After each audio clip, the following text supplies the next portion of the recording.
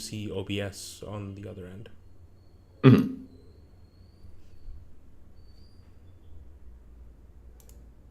I'll also speak momentarily to test levels. Yep. Okay, great news. We are live.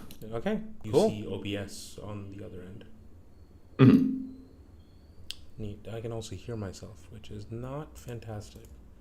We'll also yeah, you just got to mute the stream if it's playing in the studio. Okay, yeah, we are doing that. Cool.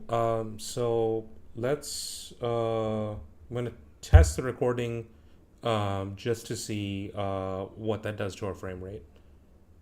Okay. Start recording, and then I'm gonna run RPG Maker, and you let me know what audio and things look like. Welcome to Main Hub Island. I'm Guide Fairy.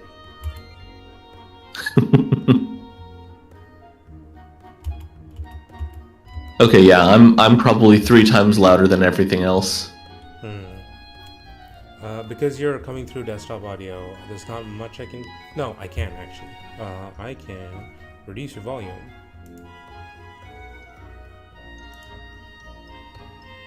No, people can see your conversations. Okay, is that too low? Let's find out. That's 30.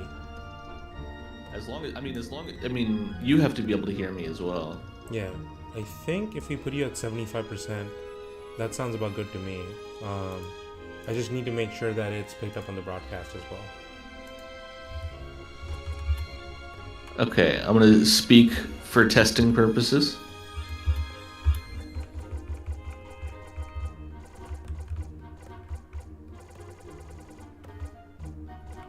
And there doesn't seem to be any appreciable change in frame rate on the... Yeah. Is there a way you can turn your own voice up? Maybe. I can speak closer to the mic. Or maybe I can change the gain on this?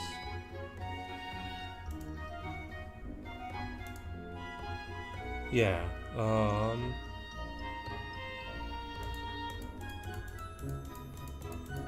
Alternatively, you can turn desktop audio down by like minus 10 dB or something like that. Yeah. Okay, so I'm up 0.5 dB for the audio input capture. Is this any better? Let's check it out. Right, testing, 1, 2, 3.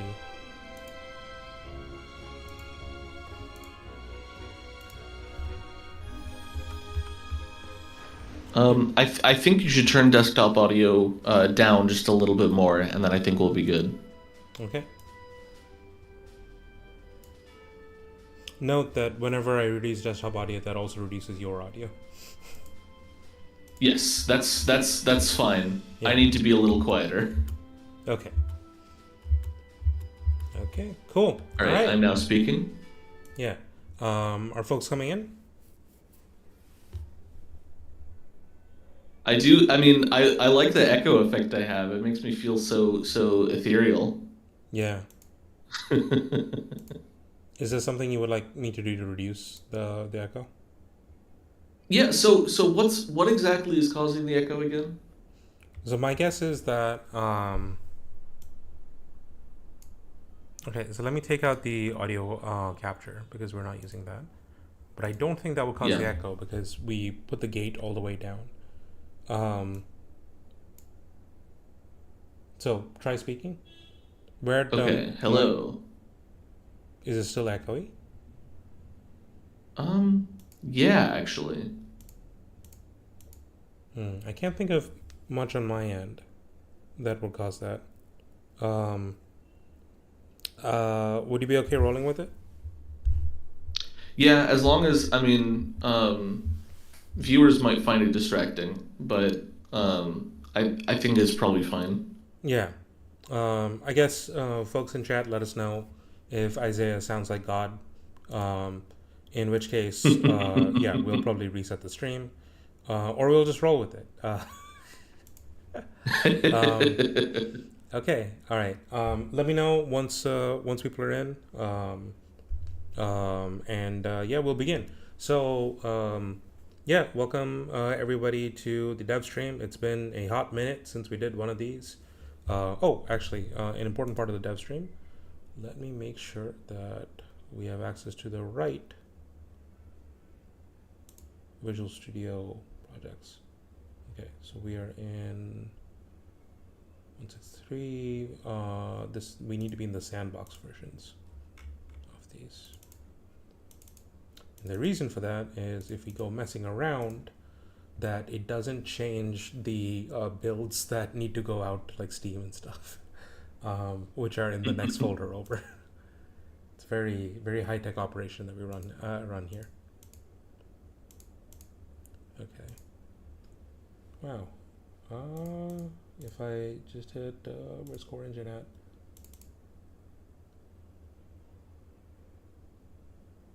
Okay, all right. Loads just fine. Okay, cool. So yeah, we just made sure that we have the right Visual Studio project open. Isaiah, how's chat looking? Chat's looking pretty good. Scylla is trying to give audio notes. I'm echoey, it turns out. Yeah, we know. But we're rolling with it. Okay, all right. So let's just jump into the thing. This is being recorded, so if folks want to catch up on it, we can do that. So this dev stream has 3 parts. So we just released CGC 1.6.3.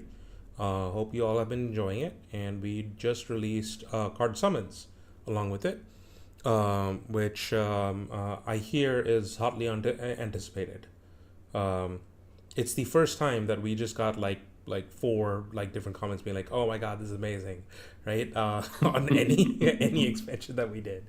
So I think I have a good feeling that people really want this one. So this dev stream is 3 parts. So the first part is going to be the boring part, where I do a check-in with the patrons. It's the first time we're doing something like this, and the reason for this is because there are some changes happening to the Patreon, which I've been hinting at for months now. Yeah, we need to run those by you.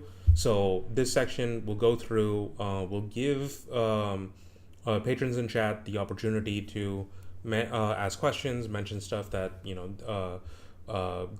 have concerns about. There shouldn't be anything that has concerns, but basically there's some big news that we need to convey. So we'll do that first, and then we're gonna look at 1.6.3. We're gonna go through the new features, right? And we're gonna sort of demo them like as we go through the demo projects, and then we're gonna look at card summons.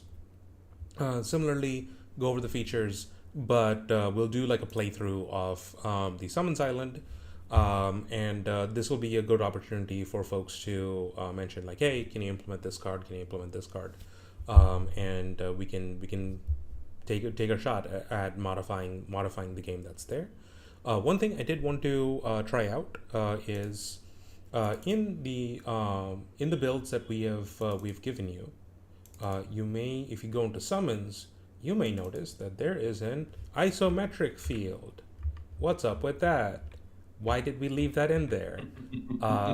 So in an earlier version of card summons, this was actually going to be the default field, and then I figured out that, hey, you can just stretch the thing out, right, and the tokens will still look good.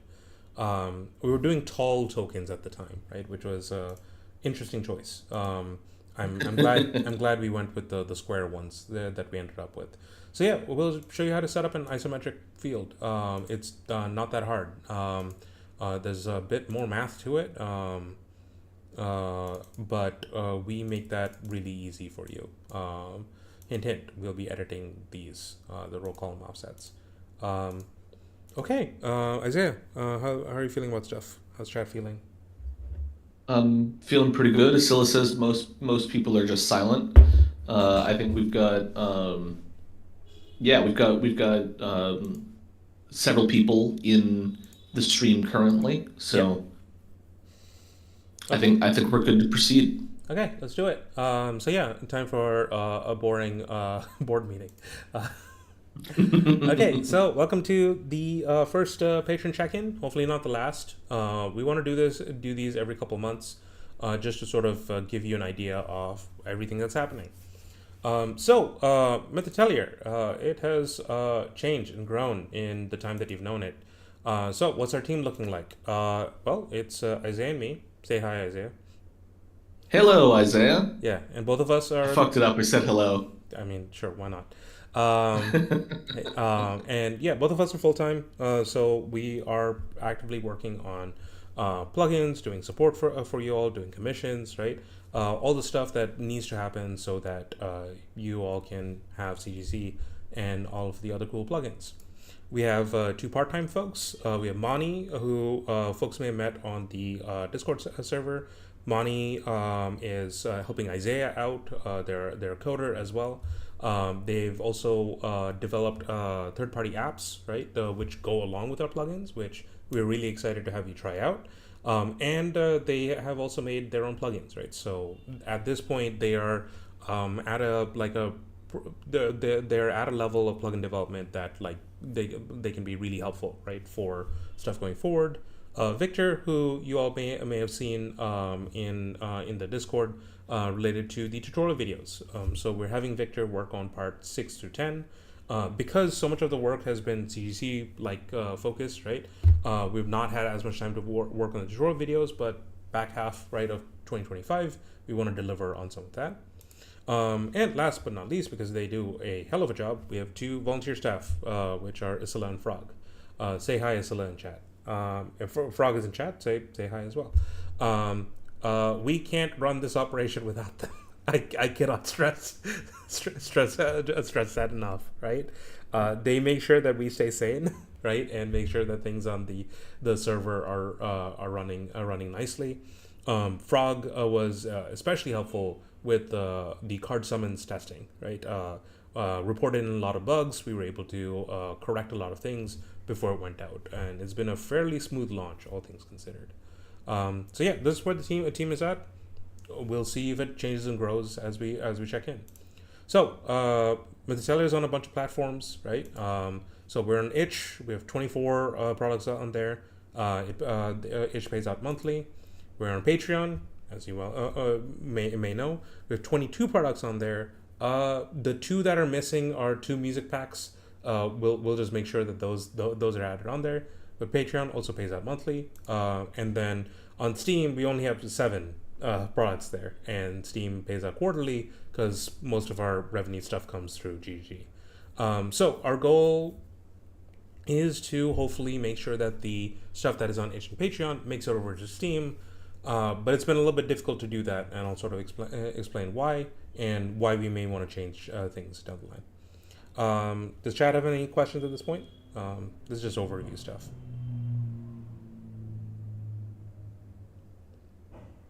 Not yet. Okay, sweet.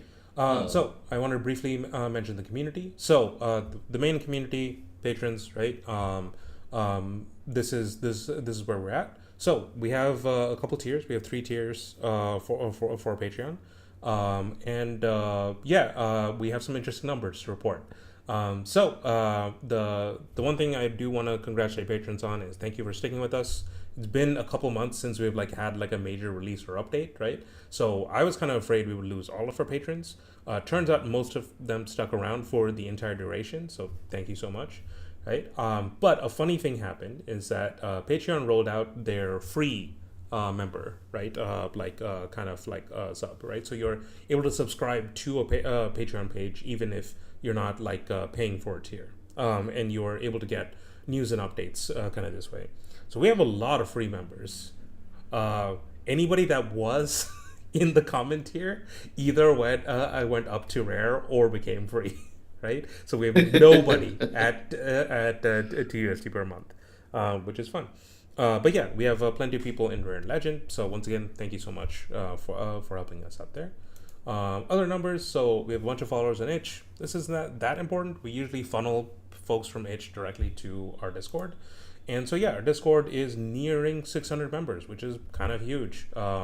It was less than a year ago that we were at 300 members, right? I think around the time that we did the jam was when we were at 300. So we have kind of blown up since then. So thank you all for sticking with us, right? And then on YouTube, such as this video going up now, we have 18 videos. We want to make that more, and we have a lot of subs. Those tutorial videos, they're doing pretty well. Who knows? Isaiah, there may be a plaque in your in your future. 1,000 subscribers plaque. Let's go. Okay, so this is where we're at now. Next time we do the check-in, some of these may change, right? But I thought these numbers would be helpful for like folks that are trying to understand what are we and how we work. That's kind of why we're doing this and being transparent. So operating MythAtelier isn't without its issues. So I want to bring up 4 major issues that we've run into and why we're making some of the changes that we are. So we have discrepancies across platforms. Steam users are getting their updates later. They're not able to access Patreon plugins, right? Because it's on a completely separate platform. And they may be in a situation where they're able to be on Steam, but not on Patreon. Patreon doesn't extend to every country, turns out. And then, yeah, Itch and Patreon don't have Japanese language support. And the main reason for this is we're getting GG to retranslate everything, right? Put it properly this time, right? Because we ran into an issue with the 162 thing. So yeah, it leads to kind of a bad customer experience, which is not ideal, right? Slower releases, you all have felt this, right? There's a couple of different factors. Plugins are growing more complex. We have a larger audience. The reason the larger audience matters is that larger audience means we get more bug reports, right? And even if it's like multiples of the same bug report, we still have to check those tickets, right, in order to make sure that we fix the thing and then dealt with it. But yeah, more testing time, right? Better error handling, right? More plugin compatibility, right? These things will just keep growing as we add more plugins to the suite. Patreon tiers, I don't think we're doing the best job here. Patrons have been super patient with us, right? But if you actually look, we have not been delivering on some of the rewards, and I think that's kind of bad, actually. So, for example, legendary tier folks should be getting their plugins 2 weeks in advance, right? But usually what happens is that we're working all the way up to the wire, right? And then everybody just gets the plugins at the same time, right? Rather than the patrons getting it first, right? And retail getting it later. So we want to put these on a more consistent schedule, right? Because otherwise there's no reasons to stick around or upgrade. And last but not least is the growing support creep, which most definitely Isla in chat, right, probably has also felt. So more users are coming in, and so more resources are being spent in resolving support tickets, right? And what hasn't been happening is that we aren't really arming the community to help itself, right? It's been a lot of intervention, right? From me or Isaiah, right? Or Scylla or Frog, right? And that's fine, but that's not scalable, right? Because as the community grows, right? There's only 4 of us, and we're also not able to respond to everybody in time. A case in point, there was a support ticket that took us a week to resolve because essentially I was too busy to deal with it, and then by the time that Isaiah was able to deal with it, right, a week had already passed. We don't really want to be doing that kind of thing, right? If we are supporting you all, we want to be supporting as quickly as possible. So here's a couple solutions that we came up with internally. If you all have any thoughts, right, let us know. But the solutions are going to lead to some of the later things. Before I present the solutions, chat, any other major issues that you think we are causing or running into? Yeah, now is the time to criticize us. Yeah, we are asking for it. We welcome it. Is there stuff that we can be doing better? Is there stuff that we aren't doing that we should be doing? Right? Again, our community is very understanding, right? But it's okay to be selfish now and again, right? It is your money, right? That is being that is being spent. Let's give some people time to type that out. Yeah. If they've got anything. Yeah. I mean, Isaiah, do you think these are fair, right? As kind of core issues that we've been running into? Yeah, I mean, we've been talking about the discrepancies and the slower. I mean, we've been talking a lot about support creep. I think support creep is a factor in our slower release schedules. Um, so that's something that we've been discussing internally. But we've been seeing it from the perspective of, I mean, we've been seeing it from the inside. Um, so it is very useful to get an outside perspective. Isilla says more dev streams. Yeah, which is part of the underwarding Patreon tiers, right? So the dev streams were Yep. supposed to be part of that. We were supposed to do them like once a month, right? And then yeah, we just haven't done like the last one was the end of the jam, right? The end of the jam we did a stream, and then you guys actually haven't had Isaiah on stream for like over 6 months at this point, right? So yeah, we really want to do them, right? And we want to be able to make the time for them. Any Yep. other things? That's all we've got in chat right now. Okay, sounds good. So let's get into some of the solutions. These are what we brainstormed internally. Feel free to also chime in. So for discrepancies, right? We want to match the product lineup across each platform. Have a starter pack, right? That has the essentials in it. Steam already sort of has this, but we want to roll it out on each platform. That like, if you're a new user, there's a big obvious thing to buy, right? And you buy that, right? And then if you want to get into the nitty gritty, right? And if you want to get all these other features, right? You can get those later. And then yeah, for GGG, right? We want to avoid large scale changes to like the demo project, right? So that we reduce the lag between updates, right? So they don't have to do localization as much, right? There's not like as many things to kind of check, right? So smaller changes are better for this. For slower Just real releases, quick, yeah. What's up? somebody in chat says, honestly, I'm just happy to see this project is active. Only recently came across it on the Steam page and just assumed it was a one and done. Oh no, no. Again, like we that's slower release and updates. We in our ideal world, and it is an ideal world, right?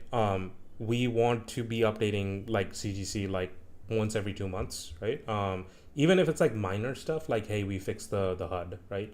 Or hey, like Yeah. you're able to use a new like font type, right? Um, but because basically we launched in Steam, and we launched during the holidays, which was bad, right? It was good for sales, but it was bad for support because like everybody's gone, right? So basically, when we came back, we had a towering pile of like over 100 like bug reports, right? That we had to go through. So there's definitely better ways of doing that. So yeah, we want to be better about like rolling out those updates. So thank you for bringing that up. So in terms of that, right? Hire and train more programmers. Money's part of that solution, right? Isaiah, you want to explain Butler? Yeah. Yeah. Deployment software that is great for an automatically.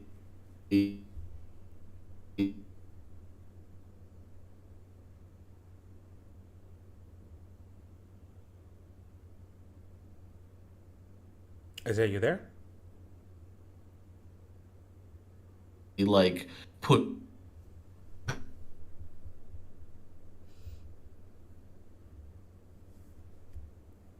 pushing the recent changes. It's a much faster process than what individually. Great. Okay. No, it cleared up. So I think Okay. Okay. yeah. So I think you're good. Uh, So in terms of so Butler, this is you would have seen evidence of this in two of our smaller plugins. So Dynamic Hue Shifter was the first one that we deployed the Butler system with, and we were able to do an update. We got feedback on it, and we were able to within the day like roll out a patch for it. And then turn-based movement recently went through the Butler process as well.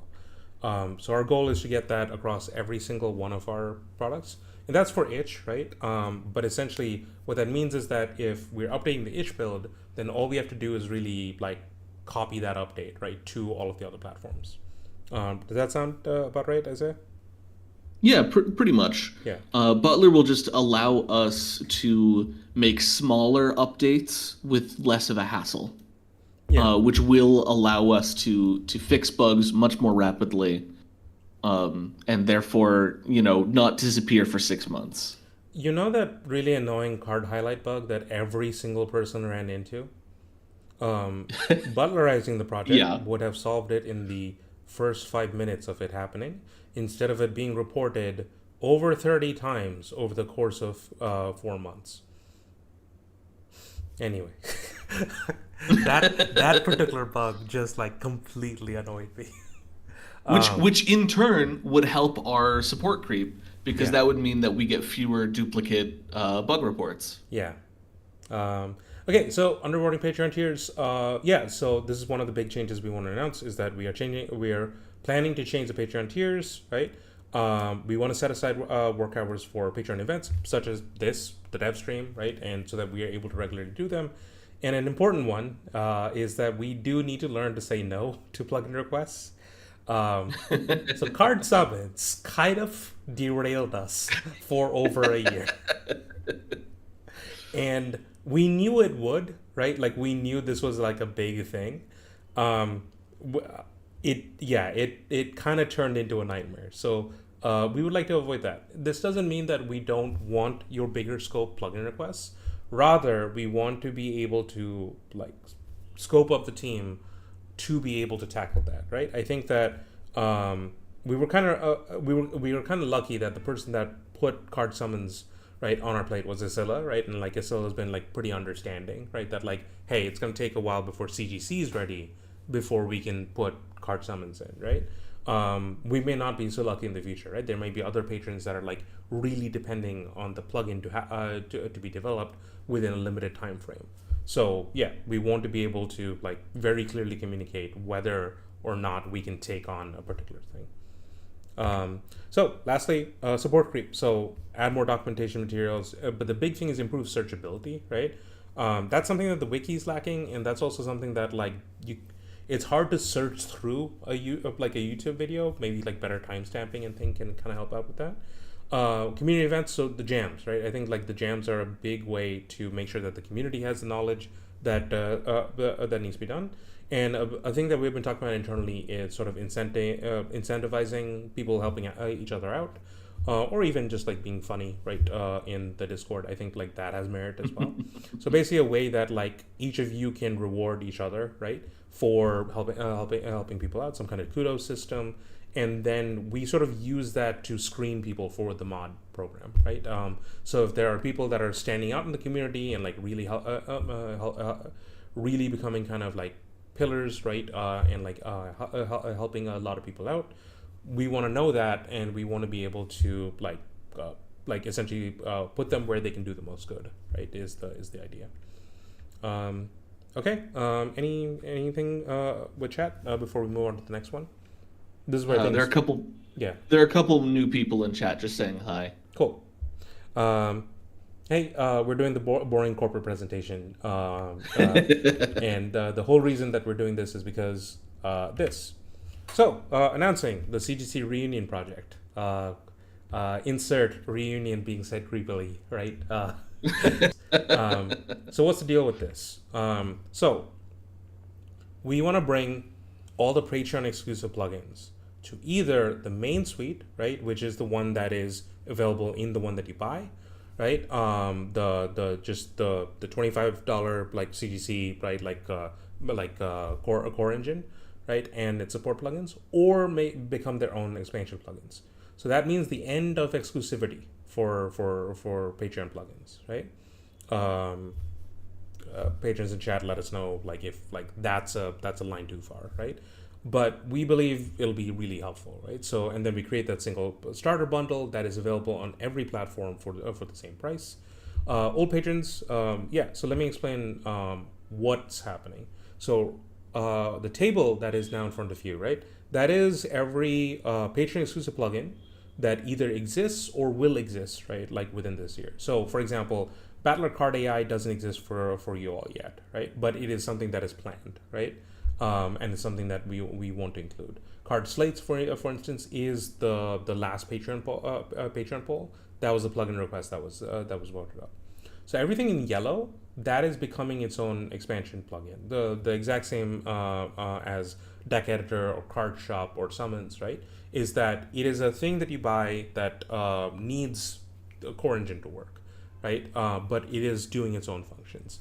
Everything green is going to get folded into the main plugin suite, right?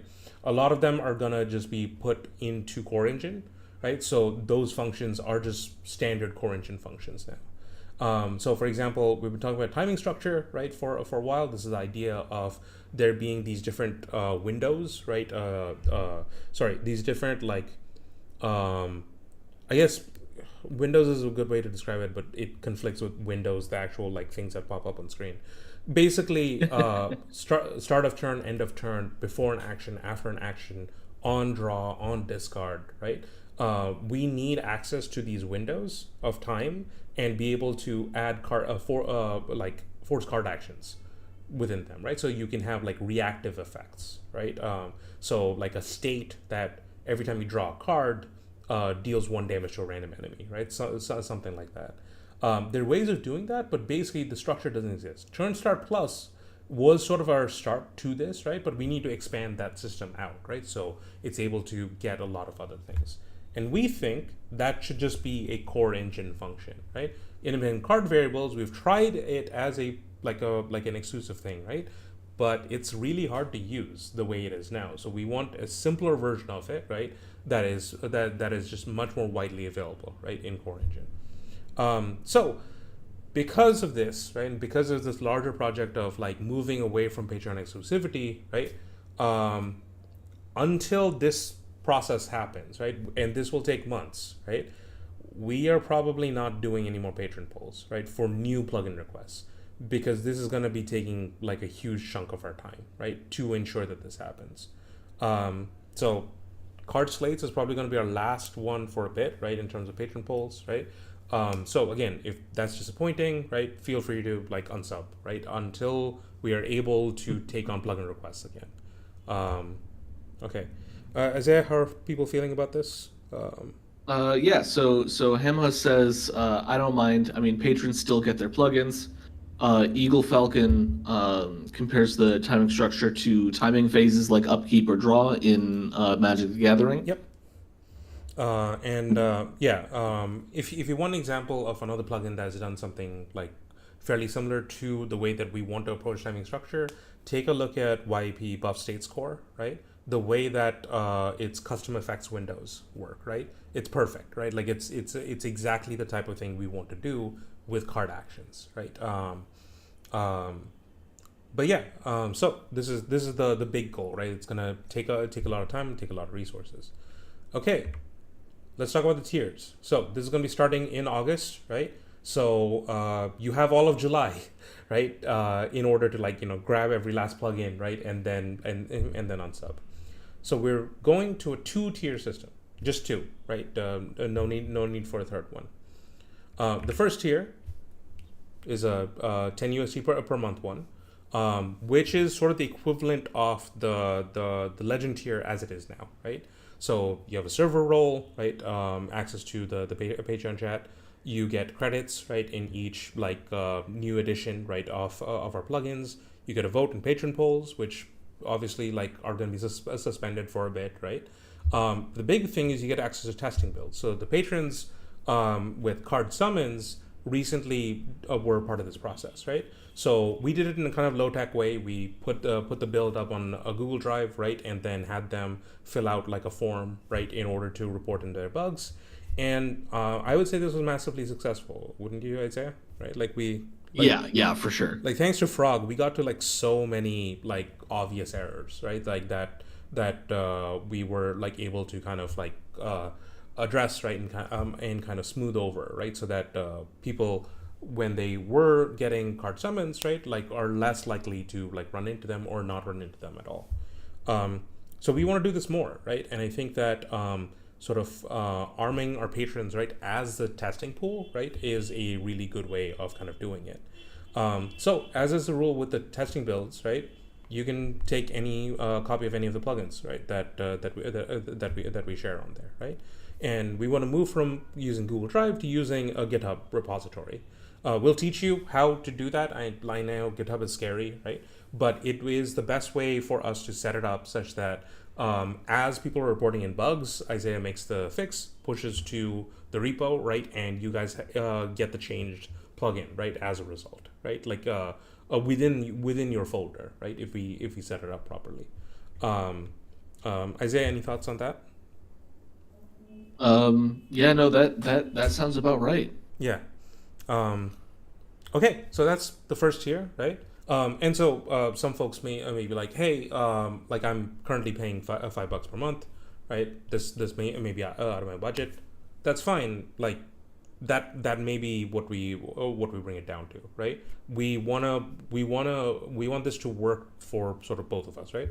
So we've determined based on like the tiers that you saw earlier that like, hey, most of our patrons are comfortable, right? Like paying at this amount, right? And so yeah, we want to retain this tier, right? So feel free to feel free to let us know, right? And like depending on where people are at, we'll be doing that. Okay, so there's a second tier. Please don't panic. Which is much more expensive, right? Which is at 50 per month, right? And they will get all the tier 1 stuff, right?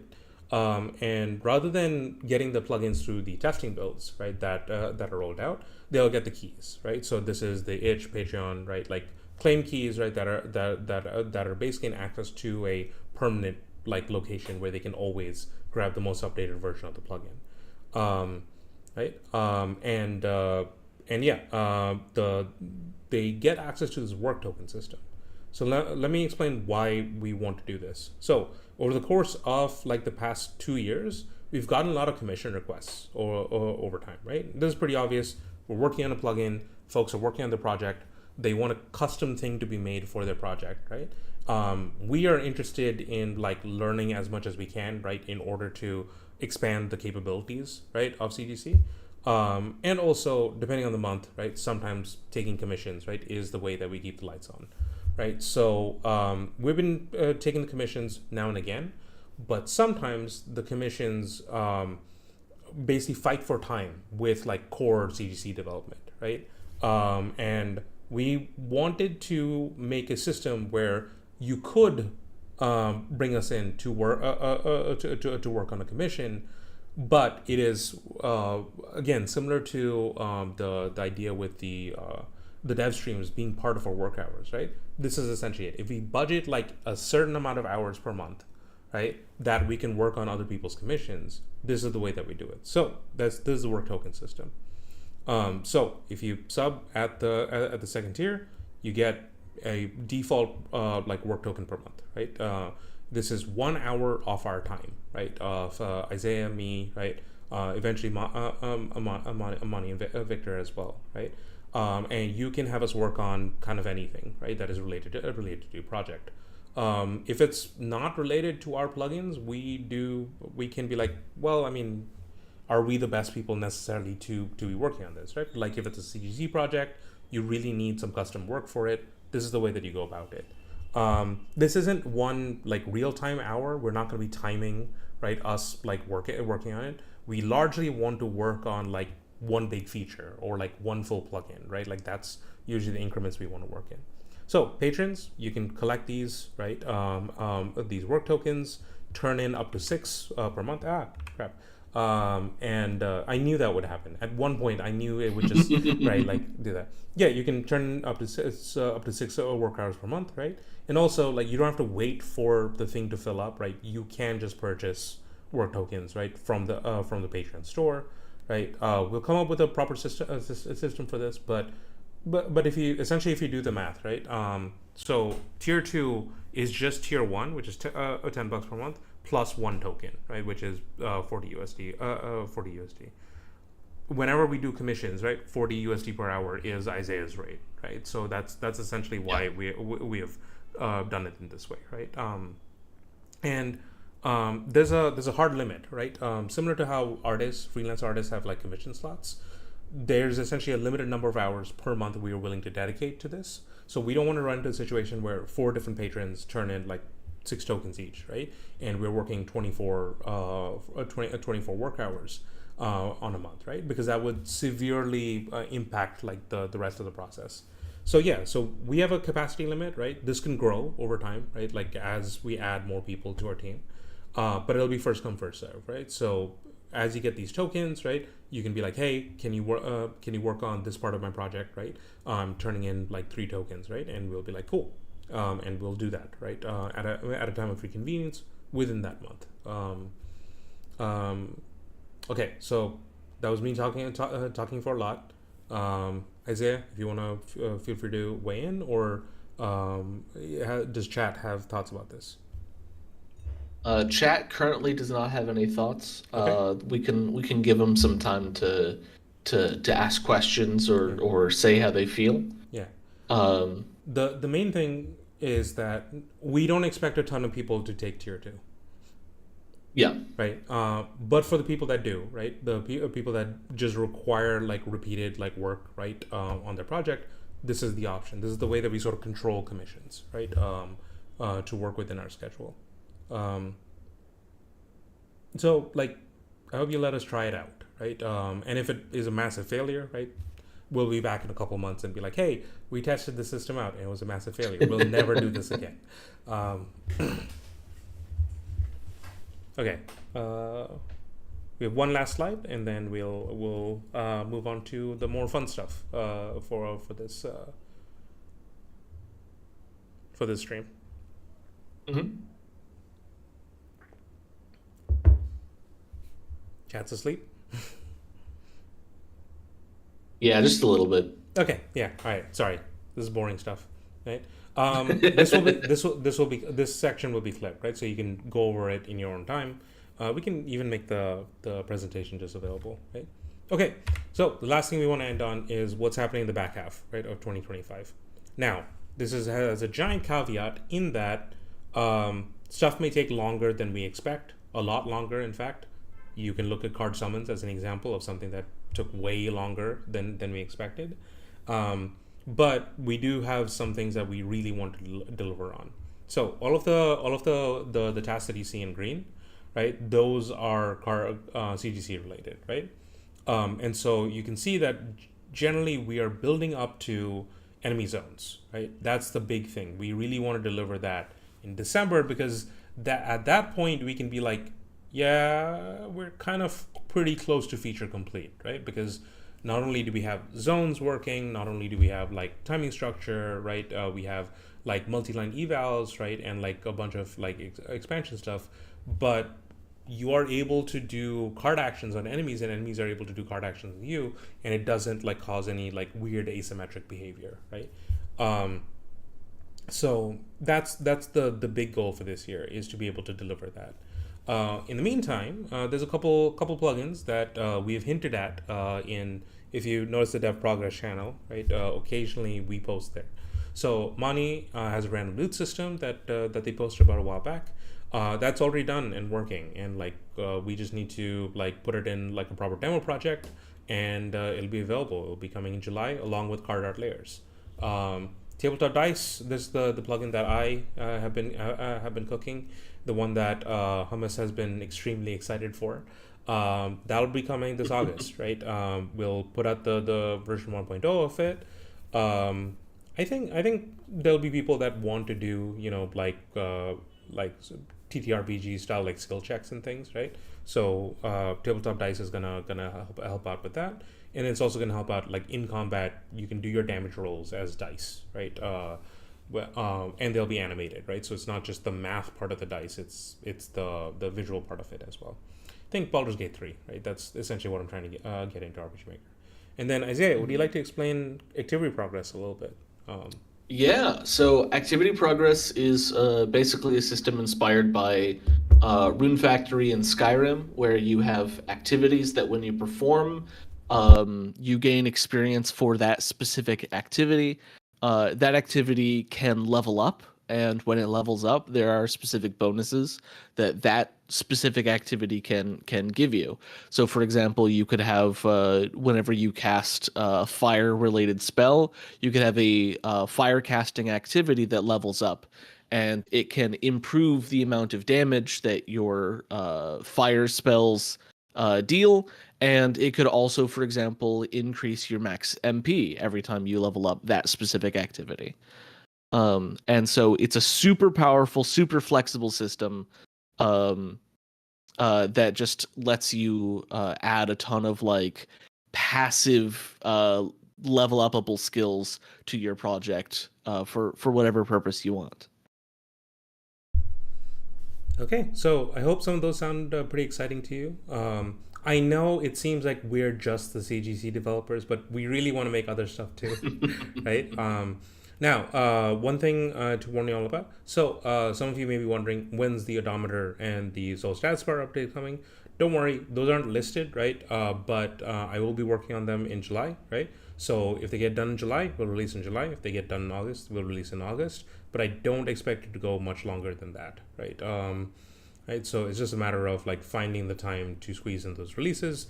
And the good news is that they'll be butlerized after that, right? And so we'll be able to roll out fast updates, right, to any issues that people run into. Okay, all right. So thank you all for sticking through that. If you have any feedback on how I can make it less boring in the future, please let me know. But hopefully there's useful information there. Yeah. So we do have a lot of chatters during this section. Okay. So Frog Sauron wonders why it's 165 and not 164. Good question. Isaiah, do you want to explain? Yeah, so there are, I would say there are two reasons. The first is that I mean we're anticipating a couple of extra bugs for card summons and CGC in reporting, and we want to be able to do a like I mean it doesn't seem necessarily, yeah, no, we're planning on doing something akin to a week one patch for card summons that might not necessarily involve a CGC update directly. But it would be good to practice the minor version update related stuff before August. The other thing is 5 is a round number. So if we have like a major milestone of here we're doing a bunch of butlerized stuff, just rounding it off at 165.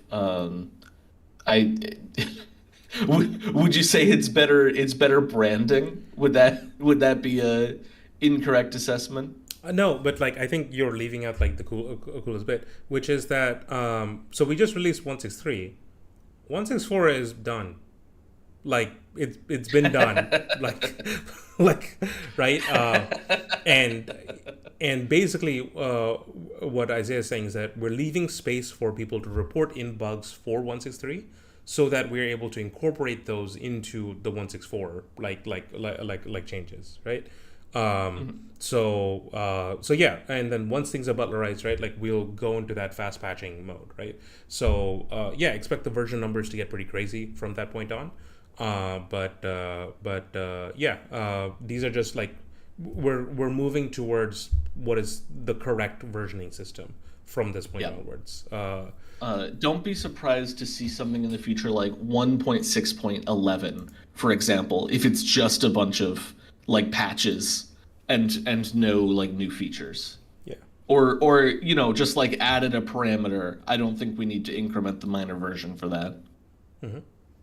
Any other questions? Yeah, so Retro Yuki wants you to know this stuff looks good. Random loot and tabletop dice looks good. Will the dice be part of the card stuff or separated? Yeah, so somebody's already, I think it was Hummus who asked me about this. Tabletop dice can run on its own, right? So basically, the way that the system works is that you provide a sprite sheet, right? And for a number of n-sided die, right? And then you can add that die to any pool, right? Now, if you want to have it such that a card, you play a card and it does a die roll, that can already happen, right? Because essentially, in the damage formula, right? I can probably show this.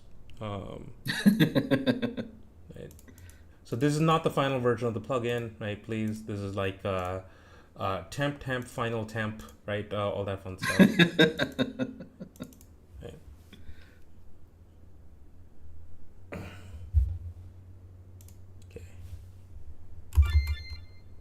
So yeah, so I think we some testing. So yeah, so we can add different die to the pool, right? Even D2s, right? D10s, right? D20s. We can add a D60, right? And like that, that'll work. There's no sprite for D60. And then yeah, and then essentially, when I cancel, we roll those, right? And then we get an amount, right? As a result, the D60 rolled a 20 in this case, right? That kind of thing. So we can do them for skill checks, right? So if you look at the event page, right, we're just adding to the pool, right, and then we're rolling the die, right, and then we can grab that amount, right, and then use it to be in a conditional or something like that. Like I passed a persuasion check, that kind of thing. Now in battle, this is how it looks, right? So for example, I can do a fireball, right? So the enemies are attacking, they do a D4s, right? That kind of thing. Right? Any thoughts in chat on this so far? Yeah, Hamhus is very excited. Yeah, but like a couple of minutes ago, they just went tabletop. Tabletop, yeah, yeah. Hummus has been waiting on this for a while, right? So it's coming out, right? Yeah. And Yuki says the dice got me interested. Cool. That's exactly what I'd like to hear, right? But it's still 0.1. So give me July to finish this, right? And then yeah, we'll hopefully have a much better version for you. And Hemhus asks, can we add stats as a bonus to the roll? Yeah, we already can. They also just sent a couple hearts. Yeah, yeah. So the attack is just it's grabbing the attack, right? We can also like drop rolls and things like that, right? And then yeah. So for example, the +1, you can do plus A dot defense, for instance, or I guess A dot mat, right? For like magic missile. So basically, the thing that we're doing is we're adding a bonus or a modifier, right? If you want to add it for specific stats, that can be done, right? I just need to like set it up such that we are reading in the value correctly, and then we eval it, right? When we go to do that final roll. So yeah, tying it to skills will be trivial. Here's hoping, right? Okay, all right. So yeah, any last questions? There are two more questions. Yeah, let's take them. So Hemhus also asks, are a lot of the plugins going to be included in the core CGC? So that's the goal, right? Like everything that's green here, right, will be in core CGC. Everything that is yellow, right, is going to be its own plugin, right? That is going to be like an expansion plugin, right? Not every expansion plugin is going to be like as expensive as Deck Editor and like Art Shop. So some of them will be cheaper, right? It's mainly that like we want to put these out, we want them to sort of earn their money back, right? But we don't really want to. Again, we're largely moving towards like less exclusivity, less tiering, right? And towards like just a better price, right, for things. Yeah. Now, if you are concerned about like price and like paying money for stuff, you can, and I shouldn't say this, when we're testing the thing, you can join us at tier 1, grab the bill, don't say copy the plugins, and unsub, and I will not be any the wiser. I mean, we will notice if there's a significant change in like subscribers during specific months. Like if we have an influx and then a drop off immediately after, we'll notice that. Yeah, and just know it makes it pretty sad every single time it happens. Right? Yeah, you can do it, but understand we'll be sad. So that's really put that on conscience. Yeah, that's really the only limiting factor, right? So the other thing is that we have the jams, right? And usually we like to make we have community copies, right, that are available, right, for different plugins, right. So the next jam, which will happen sometime, don't worry, I'm getting around to it. Rather than having free copies of Core Engine, right, we'll have free copies of card summons because we really want to see more projects with card summons, right? Kind of available. So yeah, we look forward to seeing what all you come up with. I think one more question, and then we should move on. Yes. Yeah. We did get a new question. Okay. So Circuit Cat asked a while ago. I know y'all are mainly plugin developers, but have you ever thought about actually making a full game together? Yeah, we did. It was called Strive of Cosmos. It sold 10 copies. So actually, and I think this is really interesting because we've made a couple of games together.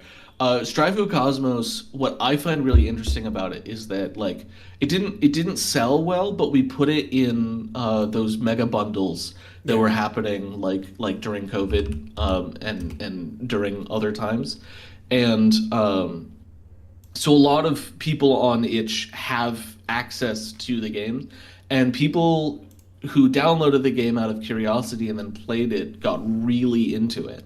Yeah. So it didn't sell well, but it reviewed amazingly, which I think is really interesting. We also made Card Attack Kaiju, which we partially made to promote CGC, but Card Attack Kaiju is another another game we developed because we actually think it's really neat to develop games. The main thing is we want to be able to dedicate more time to developing video games, our own games. Unfortunately, it turns out that it's much more expensive to do so than to develop plugins. We actually pivoted from game development to plugin development just because it's what kept us afloat for as long as it did. But long term, our goal is to be able to do both and even to prioritize game development once we feel our plugins are in a pretty good position. Man, I need to go back and update Card Attack Kaiju with all the like new fancy stuff we have.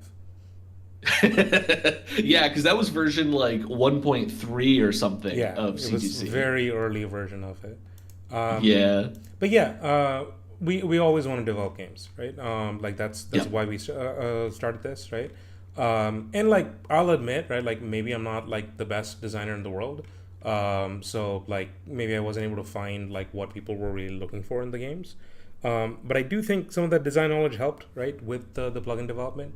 I think that's what gives us the edge sometimes, right? Is that I kind of know the way a designer thinks, and so I know kind of what tools would be good for them. But yeah, we would like to make more games, but right now plugins are what are paying the bills, and also I think we have a bigger impact with plugins, if I'm being honest, right? Like if we made like a really cool game, right? Like like there would be people that enjoyed playing it, right? And would have a good time with it. But CGC is sort of helping people make like tens of really good games, right? Like I think the scale of what we're able to do with a plugin, right, is much greater, right? So that's at least where I've made my peace with it. Yeah. Ma the Raptor says, and I agree with this. They say you're a terrific designer, Neil. Well, thank you. I really do, and I go to bat for Neil every time. I always say, Neil, that you undersell yourself as a designer. That the main reasons that our games don't sell Stardew Valley numbers is that they're not Stardew Valley is a bad example. Yeah, they're not Stardew Valley, right? Like okay, pretend I said a different game. Yeah. We just don't have the budgets for. I think you said a couple of years ago, like the difference between like a 7 out of 10 and a 9 out of 10 is just like $200,000. Yeah, right. Like I think like at a certain point, like when we were developing games, Chad, I'm very sorry if like this is sounding like very like focused on us, right? But yeah, like I think when I put out Strive for Cosmos, right, I was just like, this is this is 7 out of 10, right? Like I didn't set out to make a 7 out of 10 game. It's just, and like we made that for like less than $100, right? It is Yeah. such a and like it, that was like 3 months of my life, right? And I was just like, I know exactly what we need to get 1 point higher and 1 point higher. I don't know what Yeah. we need for like a 10 out of 10, right? Mostly because that is subjective, right? And like there's very few games that like are able to do that. Like recently, there's a game Expedition 33, which I recommend everybody check out and play. It's really good, right? And like even the developers of that game didn't expect to like hit as hard as it has, right? And become this kind of like big phenomenon, right, in the RPG space. So yeah, like I think that you can do everything in your power to, and again, like numerical scales don't really matter at the end of the day, right? It's more like people love bad games, right? Like they love bad games from their childhood because not it's not the game's objective qualities that stay with them. It's the fact that um, they have memories of particular instances and they associate it um, with times that like things were better, right? Or times where like maybe they were going through a hard time and a game got them through it, right? And it's that connection, right, between like the like emotions and temporal, right, like things, right, that like that's kind of what matters, right? Games are sort of 4D objects. I need to stop talking.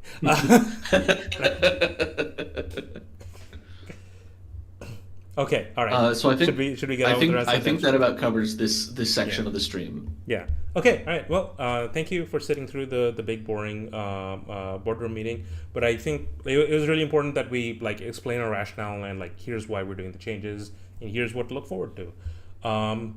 If we can deliver on even half of this, I think we win. We want to deliver more than half for sure. Okay. All right. So let's move on to the start of the show. So we released an update. Released an update. Let's do sort of a brief. So you'll find on the devlog, right? We listed all the changes, but like it's just like a giant like scroll of text, right? So what does it all mean, right? So Isaiah, I think the way that we want to do this is that pull up the update log on your end, and then I'll go to the exact things that we want to check out, right, in the plugin manager and show people here's where the difference is, right, and like here's maybe what you want to do, right? Okay. Okay. So read off the top and like avoid the stuff that's like fix this, fix that, right? Like focus on like added, right? Yeah, yeah. Yeah. Give me just 1 second to Yeah. pull it up on my end. Right. Um, Many of you will be so the first. updating from 162 to 163, right? Once again, we recommend backup, right, your 162 thing, right, before you do that. And it's not just a matter of putting the new plugins in.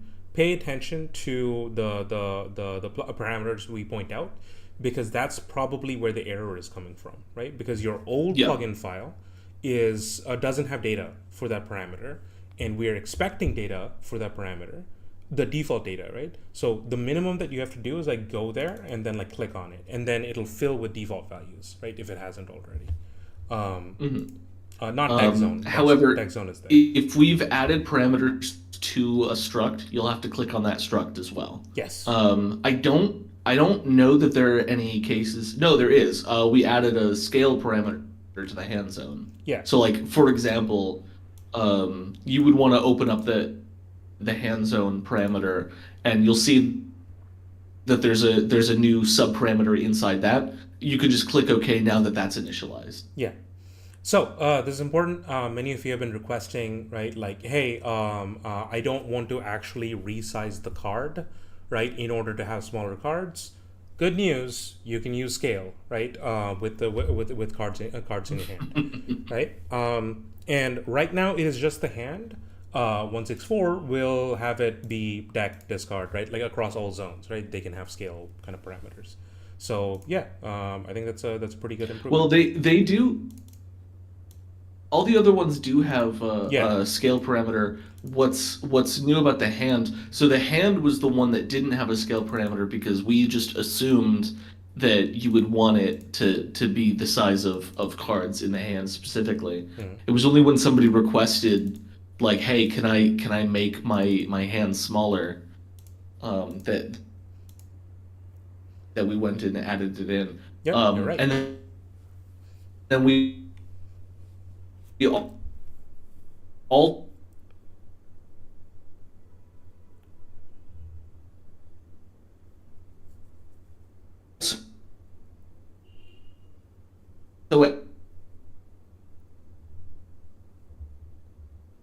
added, here's your normal card scale, but then here's your selected card scale. So you can actually have a hand where all of the cards are tiny except for the one that specifically you are looking at. Mm-hmm. Um, Yeah. So which is pretty great. yeah, and I think people can do some really funky things, right? Okay, do we want to Let's move first on. question? We have a question.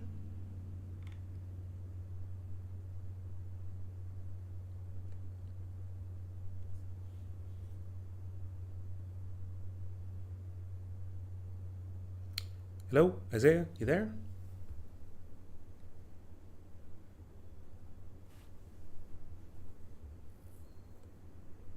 Oh no, chat. Hello, is the internet? All right. Yeah, it's being a little bit spotty, but it's okay. So yeah, so we showed off the hand scale. What's next?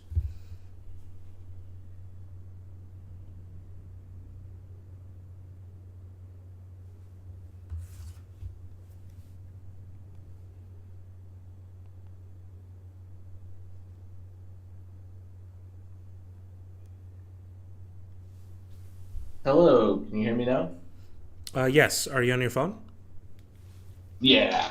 Um, so peek behind the curtain for folks. The reason that we had Neil stream this one was not just because he was more organized than me, but also because my internet has been on the fritz for about a month now. Um, so, I'm just going to be on my phone from now on. So I apologize for the decrease in voice quality. Mm-hmm. But So let us know if Isaiah's both echoey and robotic. So Isaiah's turned from God to a robot god, which is terrifying. uh, so we did have a couple chat messages while I Yeah. was out. Um, so Asilla asks, will we be able to change scale mid game? Um, and the answer to that is yes, but actually no. But actually yes. Yes, So yes, yes, because actually, yes. um, Let me show you an example. So, many of you have been wondering, obviously, what's new with the fishing minigame? By the way, try out the fishing minigame. It's pretty good. In the fishing minigame setup, a common event in your demo project, you'll notice a thing that I'm doing. I am changing every single parameter, right? So I'm changing start a battle actions, turn start actions, things like that, to be different in the context of the game. So, for example, one of the things that I'm doing is I'm changing the hand scale to 0.4 and the selected card scale to 0.5. This is because I wanted cards 0 through 9 to all nicely fit, right, within the game. So let me show you the fishing mini game. This is an excuse for me to show the fishing mini game, but also it makes our point, right? So if you get into a regular battle, notice that our cards are like the normal size, right? I'm gonna run away from the battle. I'm gonna head over to the main hub island, and then I'm gonna talk to the fisherman and let's fishing. So notice these cards, right? Those cards have the exact same size base, right? Let me navigate back to that. So if you take a look at the bases, yeah, it is the exact same like size base, right, as everything else. But for this particular mini game, I want them to be a smaller size, right? And so when I select them, it's 0.5. When I don't select them, it's 0.4. Does that make sense? I mean, it makes sense to me, but Yeah. I programmed it, so I'm the wrong person to ask. Yeah. So Estilla says the idea to give the player a choice between small size cards and less detail using help box support versus standard ones where all the details are on the card. And yeah, basically, there was somebody who wanted essentially a small hand and normal sized like card library, where essentially in battle you wouldn't need to see the details on the card, but once you're out of battle you could really appreciate those details. The way we've implemented the parameters allows you to have a small standard card size and a large once the card is selected size, so that way you could fit a ton more cards on the screen at once, such as we do in the fishing minigame. But with the selected card still having a scale of 1, so that way you can fit the detail in for the specific card you're looking for. Yeah. So this is the trick, right? Now that we made like a lot of those exposed, right? Anytime mid-game you want to switch up any of the settings, you can do so like this. You do a script call, right? You look for the exact parameter, right? And you change the value, right? And so you cannot do this mid-battle, right, Isaiah? Because we depends on the parameter. Yeah. Okay. I think the hand scale you should be able to change it mid-battle. Okay. But anything that requires like Windows setups, you cannot change mid-battle. Okay. Yeah. So there's a fair bit of flexibility that you are able to do now. So yeah, you can have multiple types of card games within your big card game, right? And have fun with that. Okay, more questions. Yes. Vibrant Fervor asks, can we make trap cards like in Yu-Gi-Oh now? It was something that was going to be added to the how-to section of the wiki. Yes. So this takes us to summons. Do we want to jump to that? Let's pin that question for when we do summons, because we do actually have a question about Patreon. Okay, Patreon question. Let's take care of that. So Hemhus asks, are new tiers being replaced by the new ones? I want to know if I should go down to common tier to keep supporting 10 USD a month. Yeah, so we're replacing the tiers, right? So, and this is August, right? So up until August, we will not change it, right? So right now it's common, rare, and legend, right? It's going to be that up until August where it'll be replaced by this tier. I don't have the names for them yet, right? But yeah, it's going to be a 2-tier Patreon, right? From this point on. So if you are able to support us at tier 1, you can, right? If you're not able to support us at tier 1, that's fine, right? That's okay. Yeah, the free tier will still be there. Yeah. Right. And generally, all of our announcements, our general rule is that like, unless it is like it has content that is like locked behind a tier, we make everything free, right? So yeah, like if it's like an announcement of we released this, or we have an update for this, or we're doing an event for this, right? You will be able to see it at the free tier. No worries.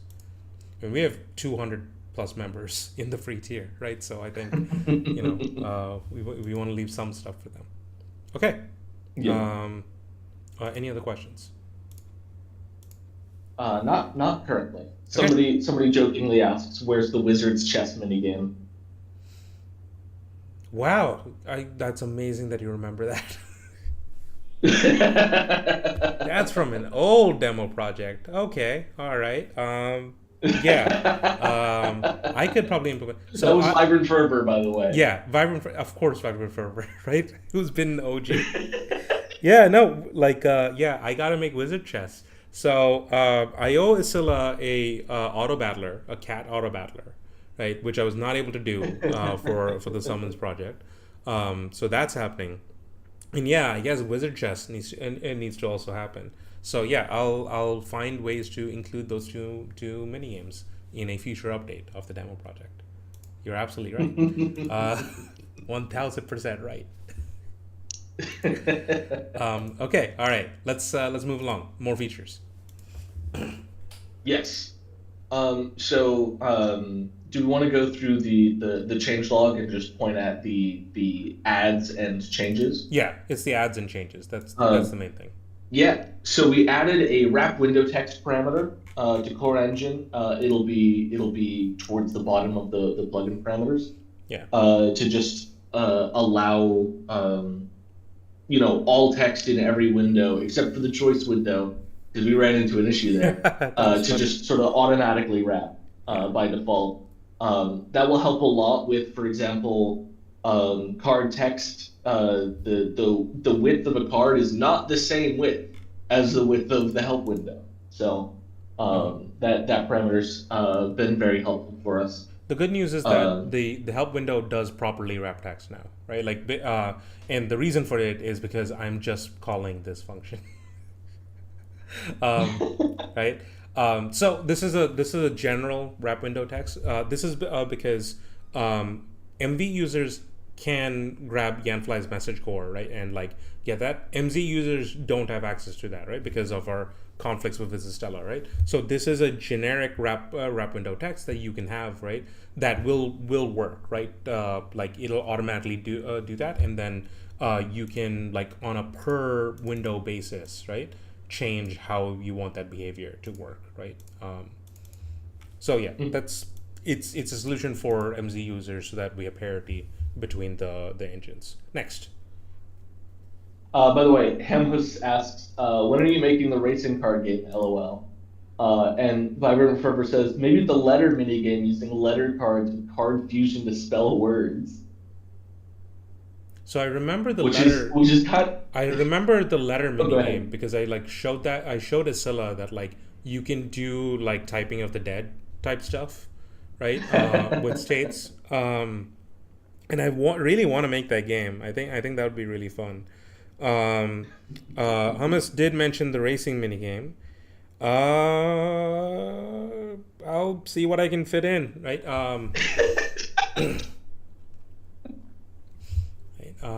Again, Um, like, you can add a lot of character to games by, like, putting in all kinds of, like, random weird little mini games, right? Suikoden does that, right? Like, it has, like, weirdly deep gambling mini games, right? For a game that, like, doesn't focus on that at all. Um, yeah. Okay. All right. Mini games aside. Next. okay, so we added end-turn discard remove description parameters instead of using the end-turn button skill description for all three.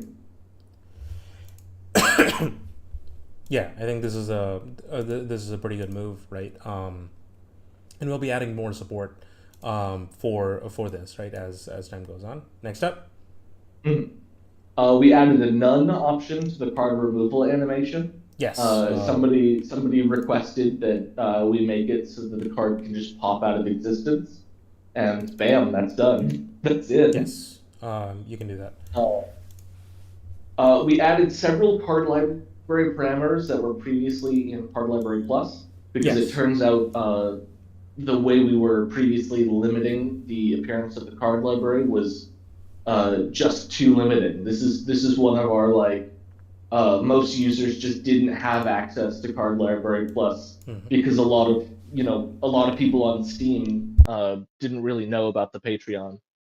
So we wanted to make that more accessible. Yeah. Despite our best efforts, right, of, like, being like, hey, this is a patron funded thing. Anyway, so this is part of our, like, reunion project, right? Like, we sort of realized that, like, these are kind of essential features that we probably shouldn't be paywalling. So yeah, we want to make sure that placement settings, right, are just available for any, like, card scene, right, like, just as a default. Now, some of the more fancier features for card library, we may develop that. Like, one thing Isaiah pitched to me was having a diagonal, like, card, right, like, library. Like, what's a good example? But, like, think like a Persona 5 version of the card library, right? Yeah, Like, like imagine if there was a Persona 5 card game. Imagine, if you will. Right? But yeah, right. Like doing funky things like that, right? That are able to like add more style and more panache, right? Those aren't essential, but they do add like character, and we want to add them later on down the line. Um, okay, next up. The next thing, changing classes now replaces learned cards from the previous class with cards belonging to the new class, Yes. So which is a much more intuitive way of changing classes in a card game. yeah. It's basically like, I mean, you if you don't want to use an outright deck editor and instead Mm-hmm. have like different classes have access to different decks, that's the way to do it. We also added compatibility with YEP Class Change Core. Those two came at the same time as a result of a request from a user. Yeah. So yeah, the Isaiah took the words out of my mouth, right? You don't have to use deck editor to do class changing, right? You can just have different deck lists, right, as different classes. So, and we do that within the project. So for the summoner, right, we basically change out their deck, right? And they belong to a different faction, right? Each time we change it. Now you can use this in tandem with deck editor, right? And like so you can do like a like a mid event class change, right? If you want to, for example, here's why you would want to do this. You have a tutorial version of the deck that you're using to illustrate a particular thing, and then you have the real version of the deck that you just want them to switch to, right? You don't necessarily need to use deck editor to achieve that. You can do that with what we have. Okay, Isaiah, next up. Vibrant Forever real quick says, I remember that Library Plus had some glitches. I guess it was fixed by now. It was a workaround for structure decks, etc. Oh, those are two separate comments. Mm-hmm. Yeah, Library Plus had a ton of bugs. In 1.6.2, we completely like maybe it was 1.6.1 that we completely redid how card libraries work structurally in order to fix this, and we did that with Library Plus as well. And a lot of people just weren't using Library Plus because it was broken. And now people are still not using it, but that's because they bought our plugin on Steam. So um, so we're it's a work in progress, improving that experience. Yeah. Um, so we added image culling along the edges of library windows, which Yes. is Very a important. huge visual improvement for MZ in particular. Yep. So, in order to illustrate this and embarrass Isaiah, I'm going to open a 162 project. Oh boy. So here's how this looked back in 162 days. Where is the player? And this was like a very consistent problem that like I kept reporting about. So notice it's going past the screen, right? And behind stuff, right? And on this screen, that may look fine, right? But when you go into stuff like deck editor, right? That just looks bad, right? Like it's going behind the window, it's going off the screen, right?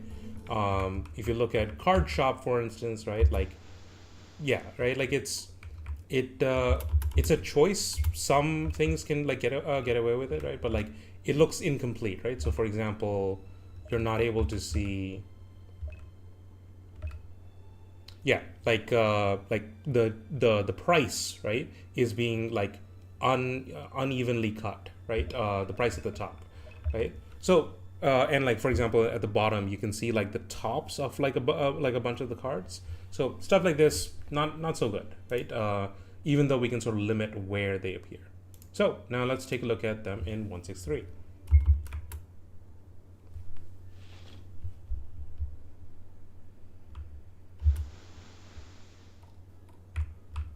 I'll just go immediately to Card Shop Island so we can like quickly show like a bunch of stuff.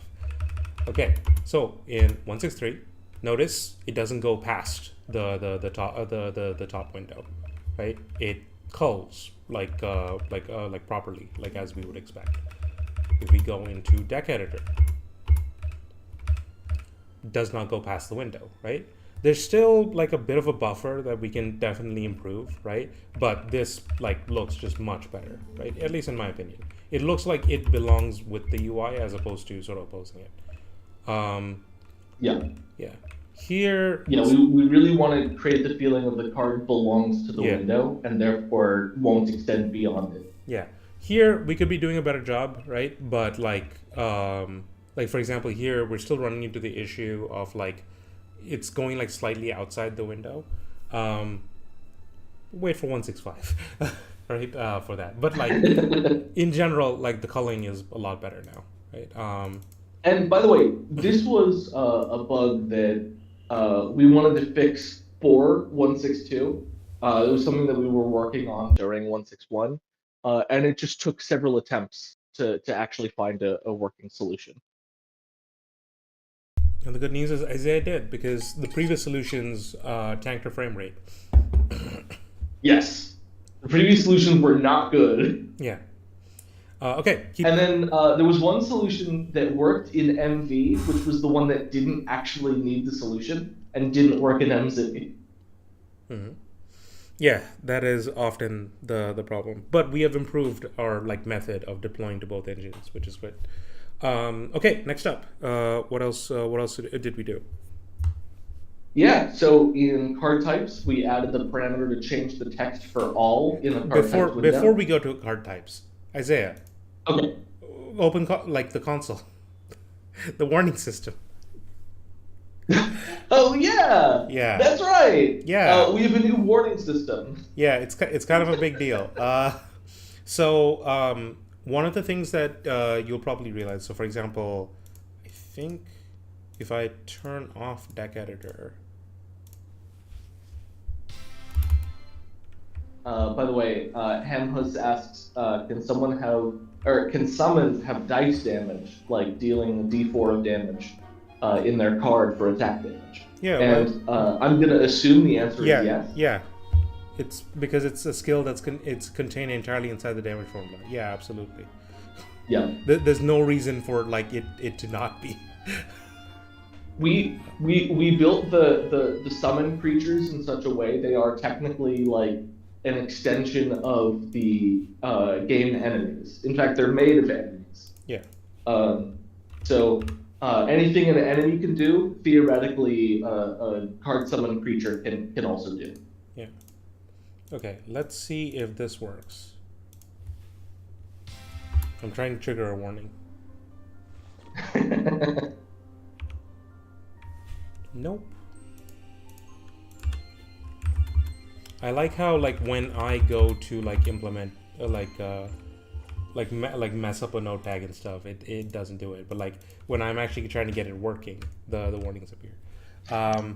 But yeah, just know there's an improved warning system, and basically if you see the console popping up a bunch, it's because this is true, right? And we do that because we have a much better way of telling you like when like an eval or something goes wrong. So let me, for example, like write a bad eval, right? Like eval haha. Or actually worse, user dot. And I think it will not like that. Oh god, user dot?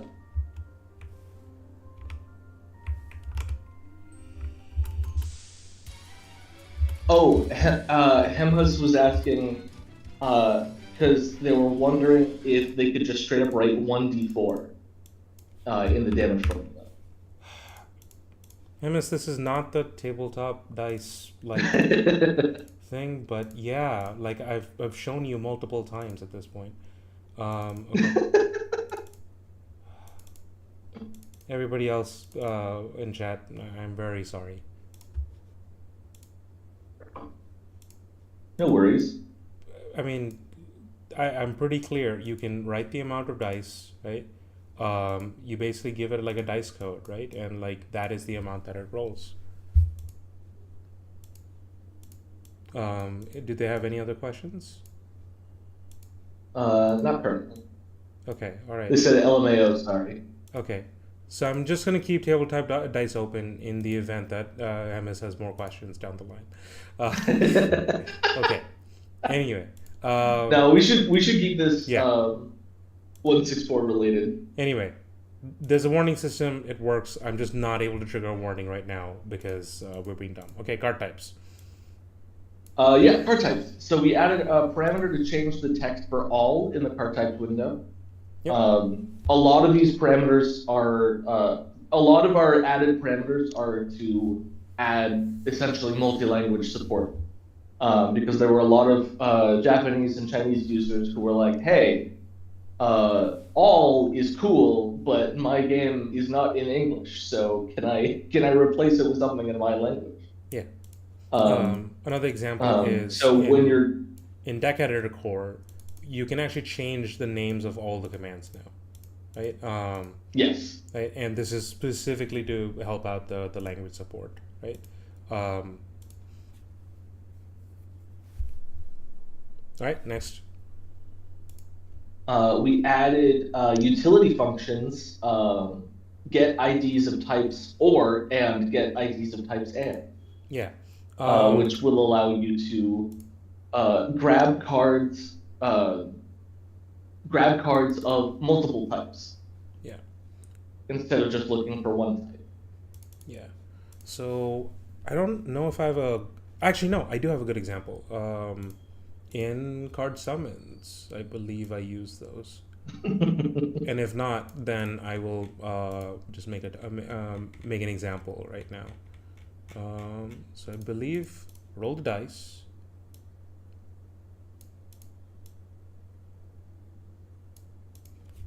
Okay, we're doing push, splicing the pool, push, slice, splicing the pool.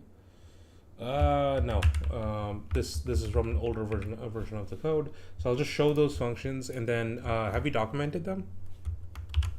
I don't think we have extensive. Okay. Yeah. So what was the function name again?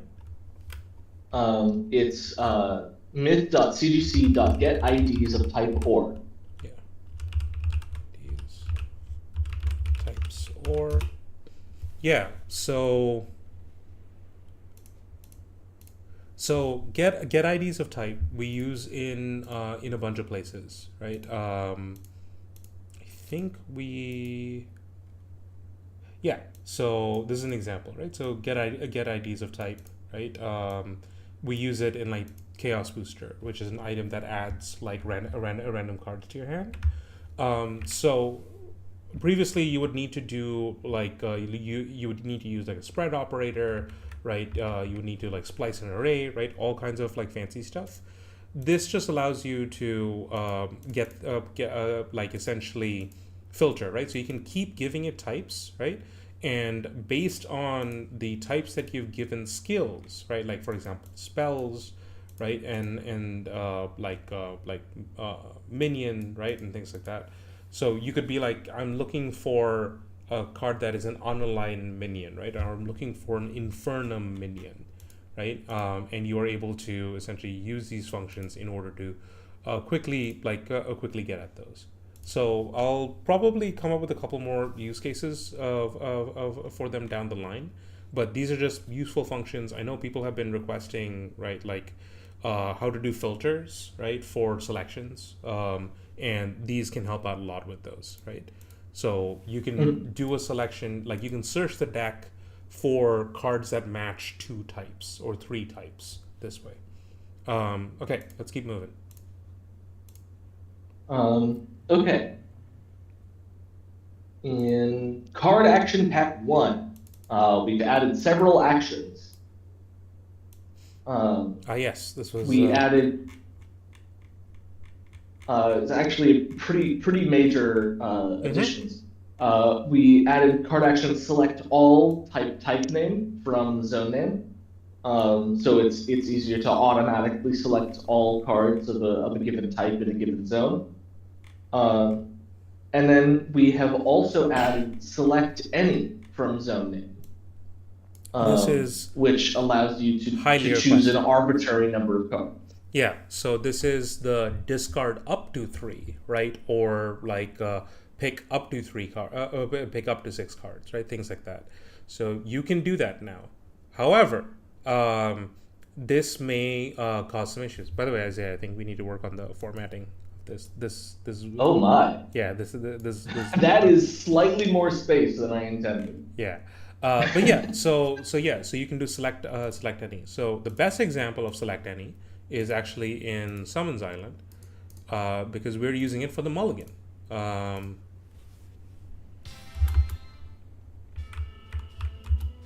Right, so the mulligan is a skill. We do the coin toss, right? Y'all have played Hearthstone.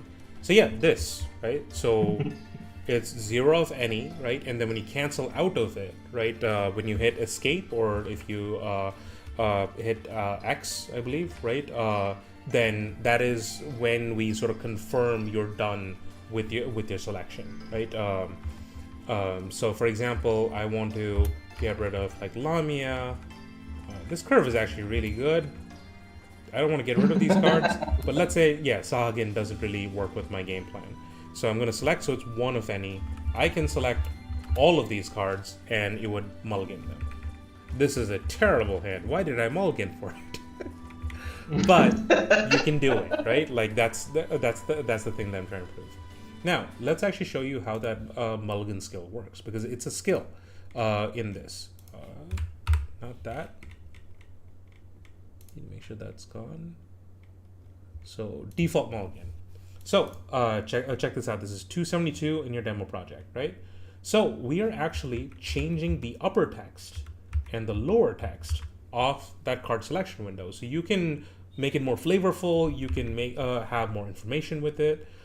We give you some of these tags like actor and zone and select requirement, right? Like in order for you to format it the way that you want it to, right? So this is for the mulligan, right? But for a different action that may you select any, you can change the upper and lower text of that window, which is really cool. What else is there? There's a big one in Action Pack 1 that we added. Yes, there is. We added an unselected variant to the add, move, remove card actions. Yes. So instead of add selected to hand, you can say add unselected to hand, and then move selected to discard and things like that. Yeah. So what does unselect? It's so whenever a selection happens, and you make a selection, all the other cards will be in the unselected pool, right? So with this, you can make scry, right? You can make scry from Magic the Gathering, right? Because scry is, right, like you pick the 3 cards, right? You pick like the one card that goes into your hand, right? And then the rest of them, right, like are put to the bottom of the deck. So so now you're able to do the move selected to hand, and then you can do move unselected, right, to deck bottom, and yeah, that kind of effect can now work. Surprisingly easy. So thanks for implementing it, Isaiah. Yeah, Okay. it was surprisingly easy to implement. Yeah. So our next edition, which was not easy to implement, is the new card actions select upper text and select lower text, which changed the UI text of the selection window. We already went over these. Let's. Oh, we did. We finally fixed the highlight bug, which Yes. is not an addition, but I just need to express it. Yes. Yeah. It was bothering us for the longest time. Now, one question, Isaiah. This was asked by Milo Zero in the Card Game Combat chat. They asked if the other highlight sheet. They asked if the discard and remove, right, were being used when you make the selection, right? So if you, I believe the answer is no. okay, all right. Will they be in the future? That's a I think that's a great question. Yeah. I'll have to think Yeah, on come that. back on that. I Also, think, for example, also, there might be merit to like. I think we need to change this Oh, go party ahead. description. We don't call it myth card combat anymore. Oh no, we don't. Yeah. Okay. All right. But yeah, I think that's probably something we want to support down the line. We're doing fancy stuff with highlights. Card art layers is coming out this we're doing the testing for it this week, right? So look forward to that. That gives you a bunch more options, right, of what you can do with layers and highlights and things like that. Okay, before we move on, just check with chat to see if like folks are dead. People are mostly here. Okay, sweet. Vicedeth says, "Good Lord, man, your mic," which I'm assuming is referring to me, both being on my phone and Echoing. sounding like an alien from space. Yeah. I heard a facial hair scratch. Oh no. I've been called out. Yeah. I am occasionally itchy. It does happen. Okay, let's keep moving on with the features, right? Well, Yes. what else we got? In Text Format Plus, we added word wrap support for Japanese, Korean, and Chinese languages, Yep. which it turns out have different rules for how words are wrapped. Yes. they do. This word wrap might not be perfect, just because I have a tendency to only really speak one language, and it's not either of those three. Yeah. I mean, I don't know who is going to run into this specific feature that is watching the stream, but just know that if it is imperfect, let me know, and I'll try and improve it based on user feedback. Yeah. Yeah, I think that part of the reason this is taking so long is that we are really trying to fix the localization issue that was caused, right, in the 1.6.2 release. That was unfortunate and could have been completely avoidable, but wasn't. Despite it all, the Japanese users have been like pretty nice about it, right? So I think we want to make sure that it's fixed for them, right? And that they're able to make cool card games as well. Importantly, Chat got me trying to scratch stealthily. Oh no. This might turn into like an ASMR thing. But yeah, one of the things that once we have Japanese localization in place, we want to support Korean and Chinese localization. And I think I mentioned that once we have Korean and Chinese localization in place, we want to support Spanish and French, right? So we have a good coverage of different languages, right? So folks that have sort of different primary languages, right, are able to work with our plugins, right, and make cool stuff with them. Okay, let's keep moving on down the line. Yeah, so the next one is block generate. So get excited, Neil. So I rewrote this whole thing. It's a different plugin now. I also rewrote it in a specific way. Yeah. If you're updating from 1.6.2, you will need to go in and redo the parameters in block generate because they've changed completely. Yeah. We don't want to do complete overhauls that much, but like we were getting so many reports about issues with block generate that like it just frustrated me enough that like I rewrote the whole thing. See also odometer gauge, which has gone through a similar thing. So what are the changes, right? So in summary, I make things very convenient for all of you. All your old node tags will largely still work, right? Because you don't have to put in the state ID and you don't have to put in the state name, but you can. And the reason you want to do that is because you can now declare multiple states as block states, right? So there's not just one type of block. In the demo project, there is physical block, which is 11, and magical block called ward, right? And they block different elements, right? So both of them block element 1, which is just the standard damage, but physical block blocks 2, and magical block blocks 3, right? And so you can have both kinds of block, right, on you, and different cards may interact with it in different ways. You can also pull those values, right, through the way that the new functions are set up. So the part that may have changed is the fact that we are now requiring you to call to send an ID, right, and then that returns whatever the value is. But again, I'm trying to be smart about pulling the right value. In terms of other stuff that's changed, so resource states, these you can declare multiple of these. These are the health, the mana, right? You can have them on enemies, right, and allies. And you can hide one of them, you can hide all of them, right? You can get very clever with them, right? You can do things to, like, for example, ignore block, right? So previously ignore block, right, like wasn't quite working because of the weirdness with how damage type stuff kind of works. It works now, right? Yeah, there's a lot of new stuff here. I think read the help file.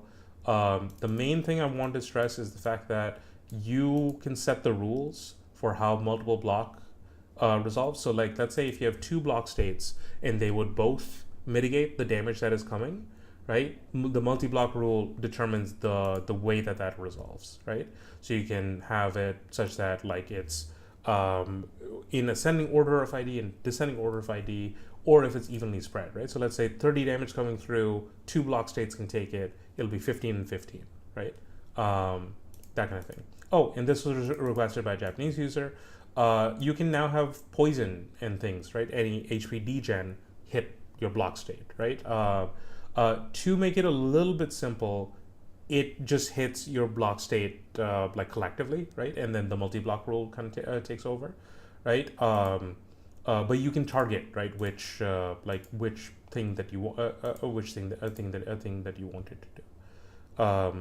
Okay, so I think that's block generate. There's been a lot of changes, so I think give it a read, and hopefully it works better. Cool. Next up. Yeah. So next we have helpbox control. Word wrapping now uses the core engine solution for multi-language support, and converted window height and width params to a struct. So those will need to be reinitialized if you're updating to 1.6.3. Yep. Mm-hmm. Yeah. So helpbox by the way, control for the longest Chad is time. very excited about block generate. Cool. Yeah. I think go and play with it. It's the first time we're doing multi-block states, right? So there's bound to be bugs. There's bound to be things that I haven't accounted for. So I think let me know if those come up, right? And we'll patch them, right? But yeah, it opens up new avenues, right, for what you want to do with what you want to do with the design. Okay. So yeah, helpbox control now works, right? Like the word wrapping works. It uses the general solution, right? So you can have helpboxes of different sizes, right? And it will format the text like properly. So this will be massively helpful for folks that, for example, you host the helpbox on top of the card, right? Or on the side of the card, right? You can have much more control over it. Turns out, that's the name of the plugin. Okay, next up. Yeah. So now we get into deck edit. Yeah. So we added support for negative DP costs for cards. So if you want a card that is bad but actually gives you DP back to have in your deck, so that you could fit even more cards in, that is now possible. That's a design space that somebody requested that didn't even occur to us, I think, until and then we added plugin parameters to change the deck selection command names, which we did briefly mention. But critically, if any command is absent, it will not be present within the deck selection scene. So if you don't have a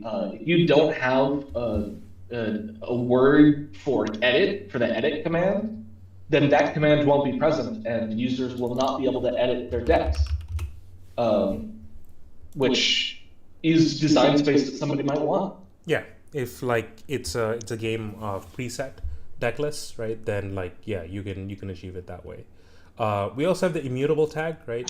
Which you can use, but like you can just turn off their ability to edit this way, which could be cool. Hempus, I'm in a tunnel because of multiple issues combating on top of each other. It is very unfortunate, but it is what it is. Well, I will exit this tunnel later in life and enter a new tunnel, perhaps. Is he in a literal Life is a series tunnel, of or tunnels. like is this a metaphorical? Like, is this existential? Like, what's going on? I have so many questions. Life is full of tunnels, and on the other side of one tunnel is perhaps Is the this next tunnel. is this Holes by Louis Sachar, right?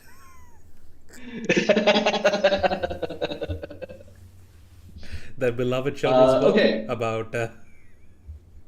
Okay, I cannot talk about Holes. We'll be here forever. Look, you and me, we could talk about holes. Yes. But this is not the time. This is not the time. We did change the deck preset error card sprite to under deck size error for better conveyance. If you're using the plugin right, you won't even run into that. But if you're not, you will hopefully ask us fewer questions because they will be answered by what you see before you. That, along with our new error system, should make it much easier to fix issues. Yeah. In Card Shop Core, we added the prevent card buy, prevent card sell, and prevent card remove note tags. Yeah, these are going to be really useful for folks. Let me see if I can find where it is. Prevent. Where'd you put it, Isaiah? That's a great question. Did you like not put it in the help file? No, because I remember seeing it. No, it's in the help It's in file. there. It's in the skill note tag section. Yeah. Okay. Found it. All right. Yeah. So this allows a thing to be in the card shop, but essentially, you can turn off one of the main options, right? For a shop. So a shop can be like an only buy shop, or an only sell shop, or an only remove shop, or a combination of those. Well, yeah. This is specifically for skills, so that, for example, you can have a card in your library or in your deck that you can't sell or remove. It's stuck in your deck until you remove it by means outside of the shop. So, for example, curse cards, right? So if you have a game that uses Card Shop and you have curse cards, well, if you're able to sell those cards, then like they're not doing their job as curses, right? So you can put prevent card sell, right? No tag to prevent it from being sold, but it can still be removed, right? So if you can find a removed shop, then they can remove that curse, right? And maybe it'll cost you some money to do that. Mm-hmm. We also added several parameters to change text components, like, for example, the command names and the confirm text parameters. Okay. Anything else? One event can now contain multiple shops, one per event page, and it does not break other shops. So the shop inventory on page 1 will not be reset when you open up the shop on page 2. Yeah. We can probably show this off in this shop. So this is a shopkeeper that like constantly rotates their selection. I'm gonna buy one card, right? And then eventually it'll roll around to that and it'll have already bought it. See? it's only one focus instead of two, right? So all of these are different shops that are set up on each page. And we track inventory for all of them now, which should be exciting. I think Yes. Ravenhood really wanted that, right? I believe so. I believe Yeah. that's right. Okay, cool. Next up. We added variable support to the card shop note tag settings. Yep. So now you can use /v within that note tag, and it'll work in pretty much any number. Yeah. So if, for example, you're storing your inventory, right, in a variable, you can do that now.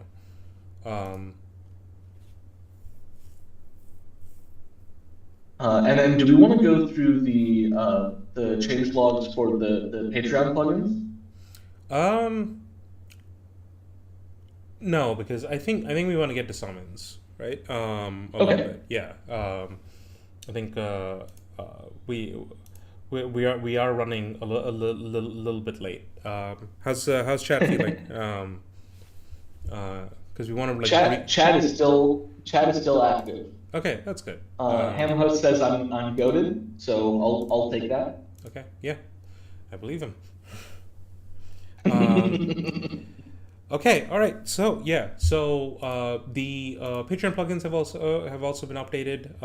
You all have been notified of those updates. There's some pretty major ones, like independent card variables is finally doing what it's kind of supposed to do, right?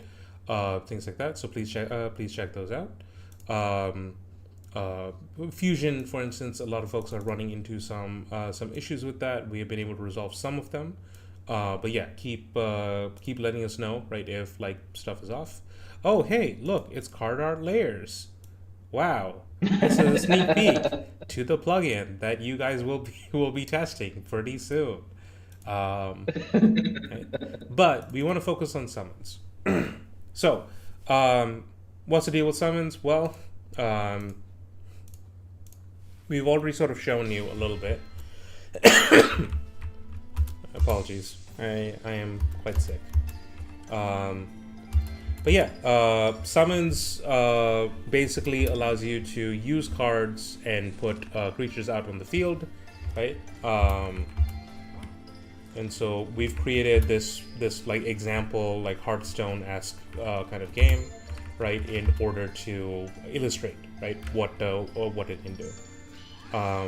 So here the enemy is playing cards, right? And those cards will activate right on the next turn. Let me show off taunt. So I put out a guard, right? Puts me under taunt. So those fighters cannot target Herald, right? They have to go through the taunt. So they clear the taunt, and then notice I'm no longer protected by taunt minions, right? So all of this and more you can do, right, with card summons. Moreover, they are still cards, so card actions still work, right? So basically what these cards are going through is that in your hand, right, in any of the card zones, they are still cards, right? The moment you play them, right, and they have an enemy linked to them, right, they can do card actions, but they become a creature, right? A creature that has stats, right? Some of the creatures, like for example, this guard, have traits, right? Right? And those are things that you can determine.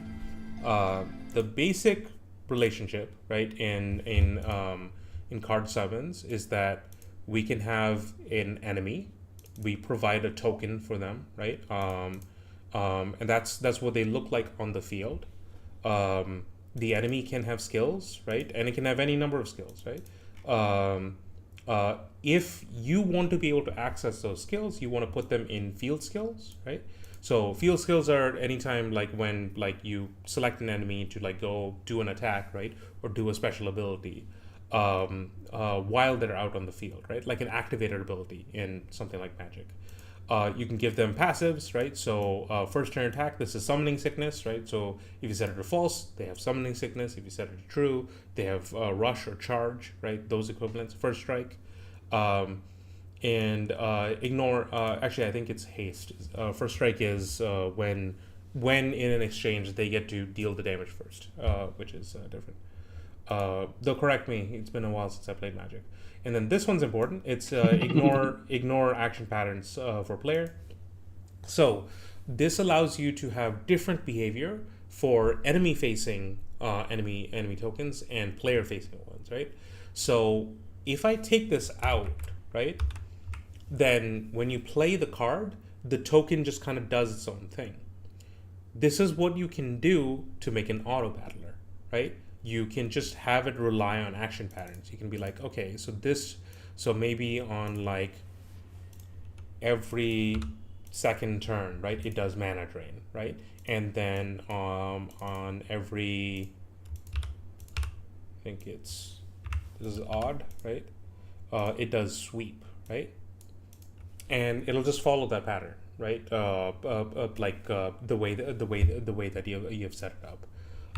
But if you include this particular line, right, ignore action patterns for player, then it waits for input, right? It waits for you to select what its attackers and things are, right?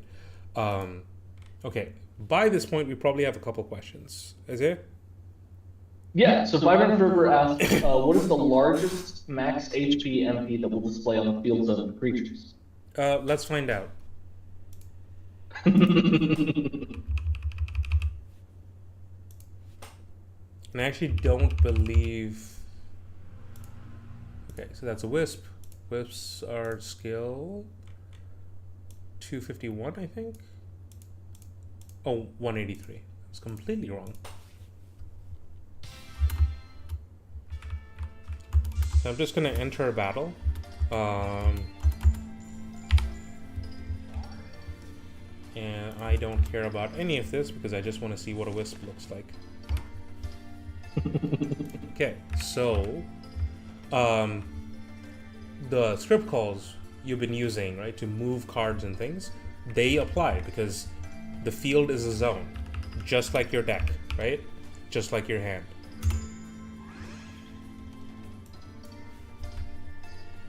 Honestly, pretty good. Good job, Isaiah. Yeah, so now you know. So Isilla asks, can they have more than 2 stats? Yeah, easily. We're only showing 2 stats, but and that's because of just the Hearthstone like kind of convenience. But you can actually set even more stats for it, right? And display. So let's actually do that. So we're gonna set its. Do we want like magic? Yeah. Yeah, and then I think coordinates. Let's actually set it to like something silly, like 84, and then card coordinates. Looks like 20. Okay. So you create the stats that you want to show here, right? In the demo project, what I've done is that HP and MP, those are using actual values. But taunt, rush, charge, flurry, those I just want to show a symbol. So we can name the parameter something, but the parameter is undefined, right? It doesn't, and if it is undefined, it doesn't show any value, right? Instead, what it does is it shows the image that I wanted to show, right? And you can find these images in image, that's tabletop dice. Let's go back to the mess that I call our workplace. So here, you can see these badges, right? These have been made for this purpose, right? But let's go ahead and add magic attack, right? There. So by default, this will not display. And just to make sure that it's different, we'll set magic attack to 99. So I believe, oh, because yeah, it's a stat. Oh no, I need to show the stat.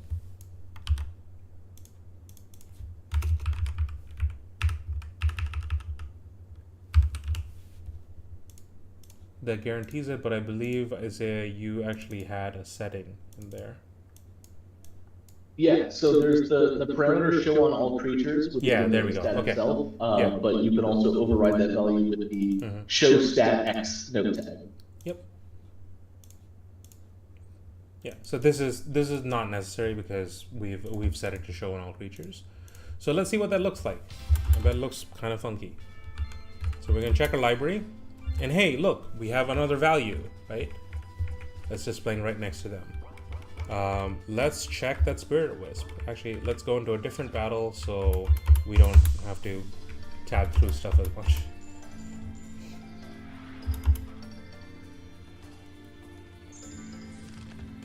Hey. So it looks a little bit funky, and that's because like we haven't formatted it properly, right? But let's take a look at that Spirit Wisp. We had set its magic attack to 99. And lo and behold, hey, 99. So yeah, you can just add new stats really easily, right? This way. Obviously, getting it to show up and getting it to look good are two different battles, and I'll let you fight them. Yeah, the text color conditions parameter is. Yeah, this is really clever. So Isaiah, why don't you? It might be my most sophisticated. My most sophisticated structure that we've made. Yeah. So basically, text color conditions is a list of structs that determines this is what color the text is, and this is when the text is that color. And so what the game will do is it will go through the list, and once it finds a condition that's true, it will set the text to that specific color. So you can see by default we have the text color is yellow if the current value is less than the original value. And underneath that, the text color is white at all times. So once the value is less than the original value, that will be true, and so it will stop and it won't even get to the next condition, which is always true. So it's very similar to the way that action patterns work, in that the checks are sequential. Yeah. One question. So is green a dark green? I'm not sure. That's an HTML question. Oh, it's HTML. Okay, all right. So Yeah. in that case, So typically we want hex code values for these colors. We want to be exact. But HTML will allow certain color names. Like, for example, dark dash gray is different from light dash gray. okay, it's but it might be better to just use hex code for that instead. okay. It worked. Yeah. So that's lime green. Perfect. Yeah. So you can change the text color of those, and they can change based on conditions. So what you've seen most likely is when a unit gets damaged, right? As Isaiah was saying. So it starts out with white color health, right? And then it goes yellow.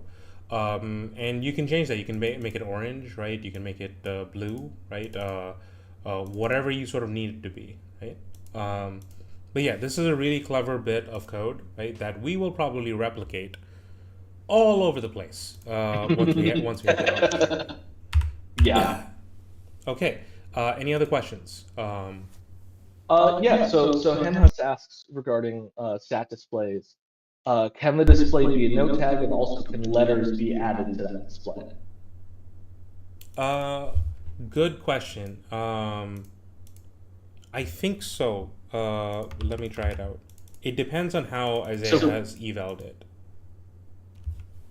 Yeah. So currently, the way I would add like other text to the display is I would bake the text into the background image form. Wait, though. Okay. I'm gonna attempt something really dumb. Okay. I've created a stat called Henlo. And when the creature is played,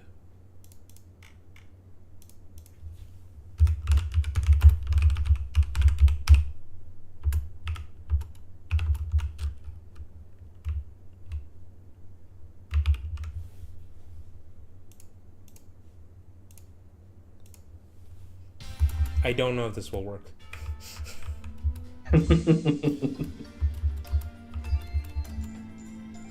So Helmhouse is using the text 1d6 as an example, and I would actually make that two separate stat displays, where one is a stat representing the amount of die to roll, and the second is a stat to represent the size of the dice. Damn. If both of those things are something that might change on a per enemy basis, or even within an enemy if you like buff them or something like that. Mission failed. It seems that we are not able to render text in that spot. It has to be a number. Yeah.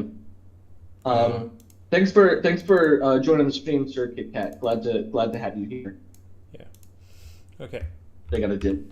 Yeah, no worries. It's been going long, but okay. So yeah, so that's something we can potentially add in the future, right? Like have, for example, like 1d6, as you said, right? Have text codes as well as that, because it is just we're accessing a variable and we're writing it out, what the value is. Okay. Okay. So to sort of conclude the stream, I wanted to show you all how to set up an ISO metric version of card summons. But before that, are there any questions before we attempt that?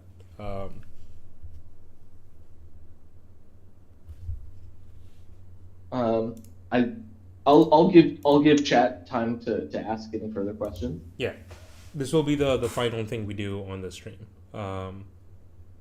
Apologies, we ran a little bit too long. I wanted to show summons off more, right? But there'll be ample opportunity for that in the months to come.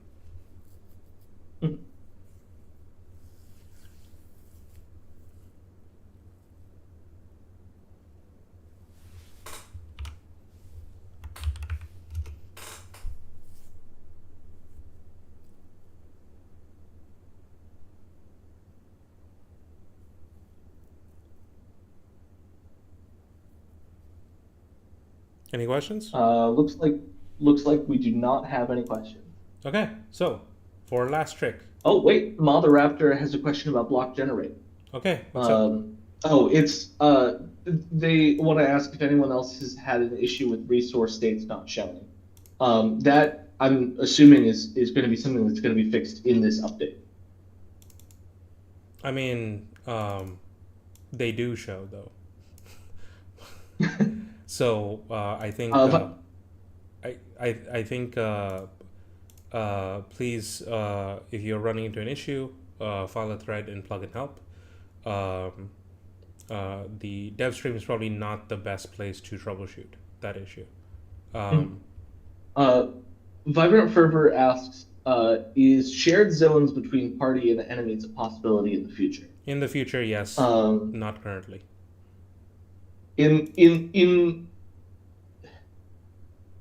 We enjoy making future Isaiah suffer, and so we're going to answer yes to that question.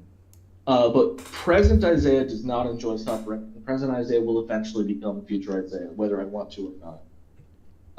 So let's just say it's scary. Yeah. Okay. Any other questions? I think that's about it. Okay, cool. So we're gonna show you how to change the grid. So we have these two isometric fields that we want to use, right?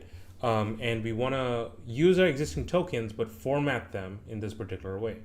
So how do we go about that? Well, first let me show you how the debug works in card summons. So when you open up card summons and get into a battle, by the way, you are not restricted to doing like the coin flip and the mulligan. That is just specifically this implementation of the game. You can feel free to do it your own way, right? Okay, so when you hit F11, you will notice that the grid is there's these black cells that are popping up, right? And what this means is it denotes where a grid element is and what the center of that is, and the sort of center of it is where the token is kind of placed, right? Isaiah, any other details you want to mention about the debug mode? Not at this time. Okay, sweet. So we are going to change those around. So I want to first change around. How do you think I should do this, Isaiah? Should I put in the ISO things and then change around the settings, or should I change around settings and then put in the ISO stuff? Yeah, let's put the ISO in first so we can see what the debug mode looks like now that it's in ISO. Yeah. Okay. So we have two fields, right? One is for the party and one is for the troop, right? So we want to use the field image for the party. We want to use a selection image. We're going to use the same selection image for the field and the troop, but you can make these different, right? And then these are other settings that we will get back to once we see sort of what we have done.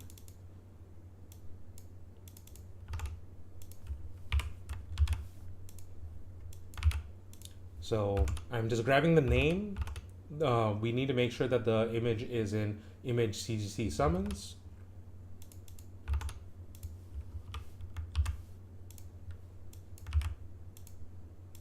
Okay. So I've now gone ahead and changed the grids. Let's see what it looks like in game. So this is how they're rendering.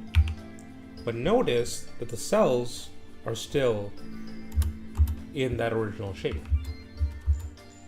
So when we go and place elements on it, like that they're going to, that still conforms to that original shape. Look, even our selector has changed, right? But the grid is still like drawn exactly the same way. So, Isaiah, what changes do we need to make in order to get this ISO grid to work? Yeah, so we'll want to add an X offset to the. Hold on, let me actually go into the parameters for the grid settings.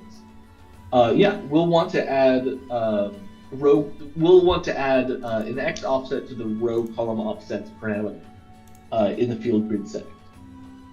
Okay. So in this setting, row column offsets. Yes. Yeah. And I believe so. Because we have the top row is to the right of the bottom row, we'll probably want a negative value Okay. export. So let's try like negative 32.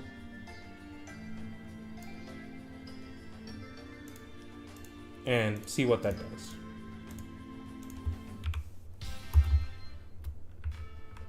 There's a little bit of trial and error. Yeah. So as you can see, it's a little bit improved. And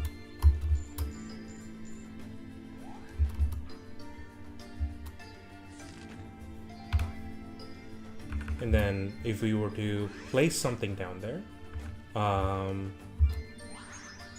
yeah.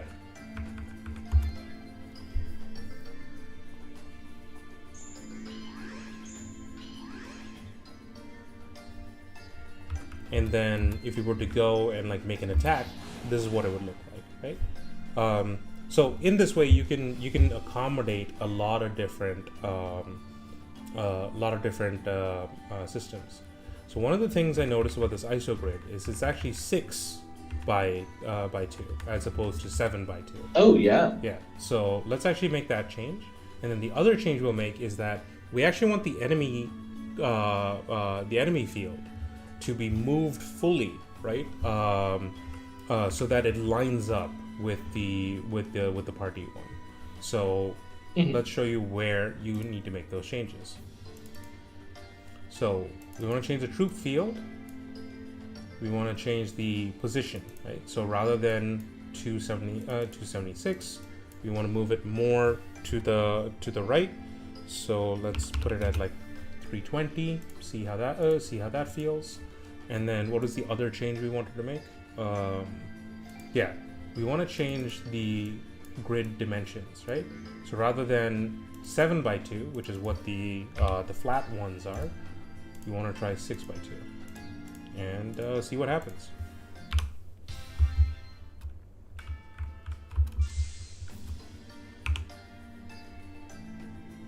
Okay, we're getting closer.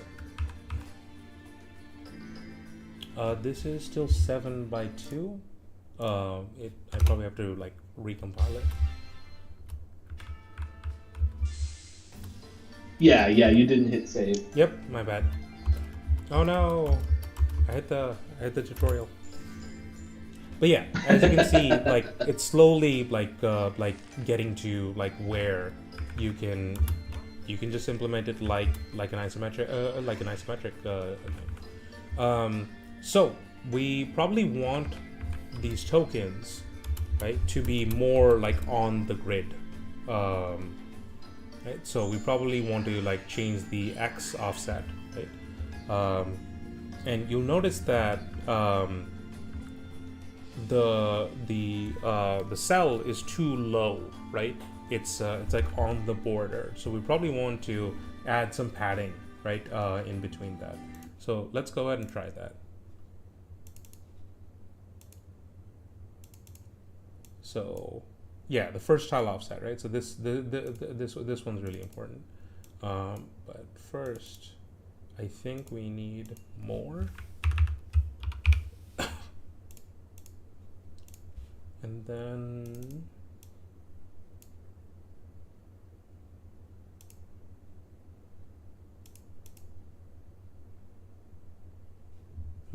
it was calculating backwards, right? So would this need to be higher or lower? Well, lower in that it's. Sorry, math is hard for me right now. Yes, this is pretty late. Right. The other thing we should probably mention is that you can change the scale and the skew, right, off the cards, right, that of the tokens that end up on the field, right. This is just like any other zone, right? So we've sort of enabled that. The card rotation, right, is something else you can set. So we've been showing tokens. You can actually put cards there, right, as well. So let's give you an example of one. Of what a card looks like when it's on the field. So we have a couple things in there called field spells, right? These are things like enchantments in Magic. So let's go ahead and add 250 onto our field. Once this is done,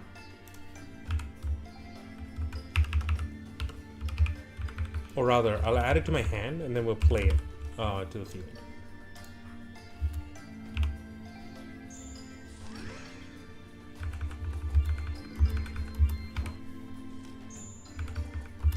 Okay. Alright, we'll be able to play it next turn. Alright, Anna summons a couple fighters. So we're going to add Spirit Drums to our hand. I'm going to play the coin. That puts me up to 3, and then we're going to play Spirit Drums. And so notice it rotated the card, and now it's out of the field. Now regular attacks can't target Spirit Drums, right? It's an enchantment, right? But removal can, right? There's a card called Banish, right? There's a card called Trickery that'll help you. And what Spirit Drums does is that every turn it summons a 1/1 Wisp, right? And you can go check whatever a unit does, right? Just by hitting up, right, to go to that grid. Okay. Any questions from chat at this point? Doesn't look like it. Mother Raptor says, "Summertime for me, gonna have to go. It was really nice seeing the new dev stream. Thank you. Thank you for joining us." Yeah, please. Okay. So last adjustment I'll make before we sign off is that you can change the size of the tiles, right? So notice that these are going over, right? So these are a little bit too tall. So you can make that change in grid settings in tile width and height. So we want it to be less high. So maybe it's more of a 64.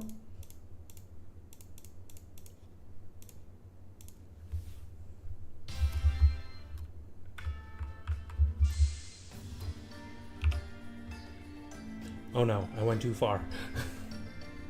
Okay, 72 it is.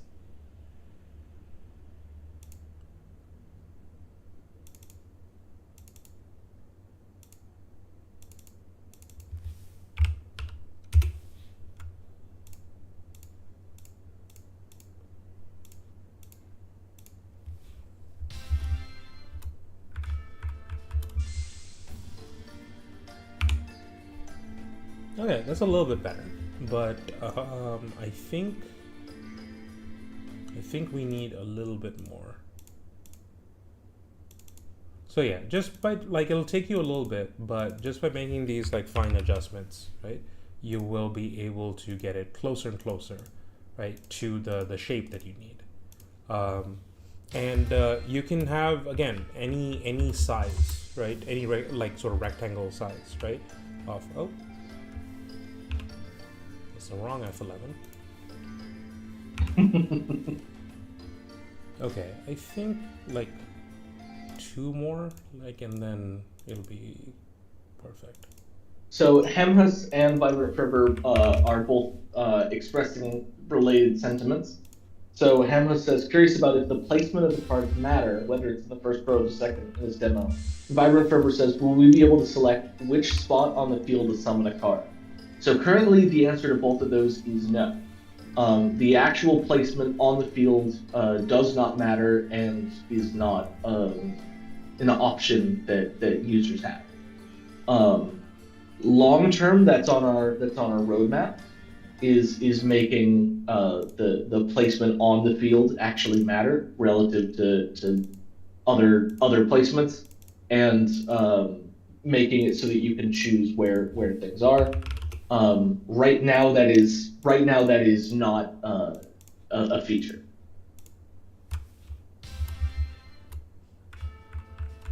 Yes, and we want to be pretty clear, right? We are not tracking positional variables, like not really, right? Do not make games with positional mechanics and expect it to work, right? These are arbitrary, right? Like, yeah, Hearthstone has a couple like adjacency things, right? But for the most part, it really only cares whether you put something to the left of a thing or to the right of a thing, right? And even then, that is like more of a tactical thing, right? So think of this closer to something like Magic, right? Where like the field is arbitrary space, right? It's just where you put the cards, right? There's not really a positional element, right? Again, it's set dependent, but there's not really a positional element in like base, like if you're playing like core set Magic, right? You put out you put out some creatures, right, and then you swing with them, right, and then the opponent can choose a couple of their creatures to block. Okay, yeah, this is looking a lot closer. Again, we can spend a lot of time refining this, but I think we'll call it here, right? Yeah. It's not perfect, but it is a lot closer to kind of what we would like. So, for example, if we put down a fighter, right, and let's turn that off. Yeah, that looks pretty okay. Right. Now that's a little bit offset, so maybe we want to change the enemies, their first tile offset. Maybe we want to change it to like 100. Okay. But hopefully what I'm expressing is that we give you the tools, right? So you can get pretty crazy with it. There are obviously like other shapes, right, and things that we don't currently support. but we have the way to support them in the future. So for example, like if you wanted to make your field in the shape of a horseshoe, you can't do that now, but rest assured, we are working towards it. Yeah.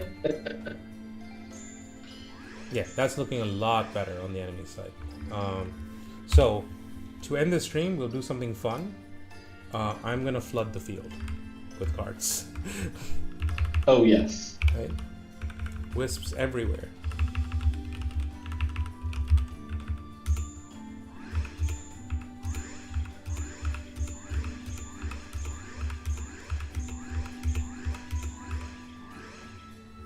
And if I go beyond, it throws an error because I'm going past, right? The total amount. It's not gonna crash, right? It just throws an error that's like, hey, you're trying to add more creatures than you cannot, right? So, and then let me do that on the enemy side.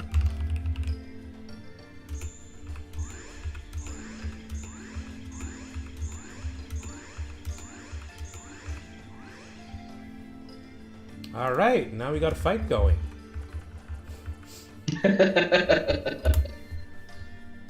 Let's see how this resolves. Okay, yeah, the enemy tried to summon. They tried to summon another card. It caused a crash. Of course it did. But yeah, you can get pretty funky with it. So yeah, hopefully that was instructive, right? So you can make these pretty radical changes, right, to the shape of the grid. The other thing that I would like to mention is that, for example, let's say that we, for whatever reason, wanted to do a 2x6. And I'll just show how the grid looks. Yeah, you can. Right? It's gonna be unusual, but we don't stop you. Whatever your game needs. Yeah. Right? You can also do things like negative offset, and like it actually looks kind of cool, right? But yeah, for example, if I were to try adding wisps again, then yeah, we have this like step ladder, right, kind of pattern. And this kind of thing may be more useful if you're doing like a side view battle. So we have defaulted to front view, right? Because again, we're trying to reverse engineer that Hearthstone kind of like situation.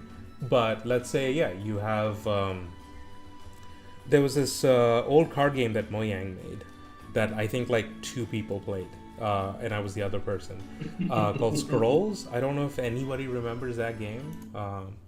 Let me look I remember the lawsuit about the name of Scrolls. Yeah, Scrolls. Yeah. But yeah, like you can do this kind of setup as well, right?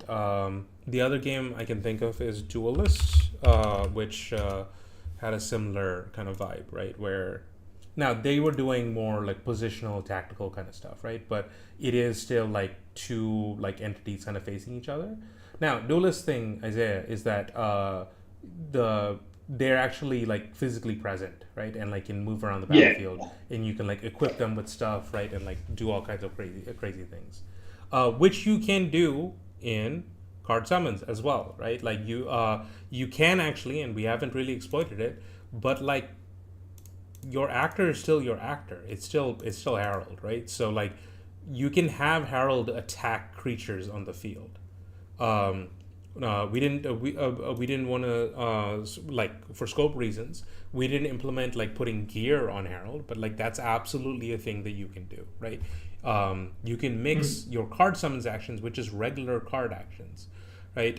Things like damage spells and things like that, and we have those in here, right? So play around with the cards, right? Like for example, Smite, right? That's just I deal 3 damage to a thing, and then if it's a minion, I stun them, right? And if it's like a summoner, right, I just like go face, right? So those are the distinctions that are being made here, right? Is that you can have things with creatures behave a specific way, and you can have things with the battlers behave a specific way, right? Okay, all right. We should probably call it. Yeah. Yeah. Anybody left alive in chat? If so, you're a very brave person, and thank you for sticking it out this long. Yeah, we still got several viewers. We still have people in chat. Vibrant Fervor and Hampus, in particular. Yes. Okay, so with that, we'll be signing off, right? Please feel free to keep asking questions. Play around with card summons, right? There's no way that we got everything right the first time, right? So I think if you run into any bugs, right, report them in. We have the giant bug report thread, so we would really encourage you to do that. And yeah, we're looking forward to sharing card art layers pretty soon with you as well. So thank you for coming to the stream. Next dev stream, and I'm already sort of calling what the next dev stream is. Next dev stream, and our hope is that we can do it next month.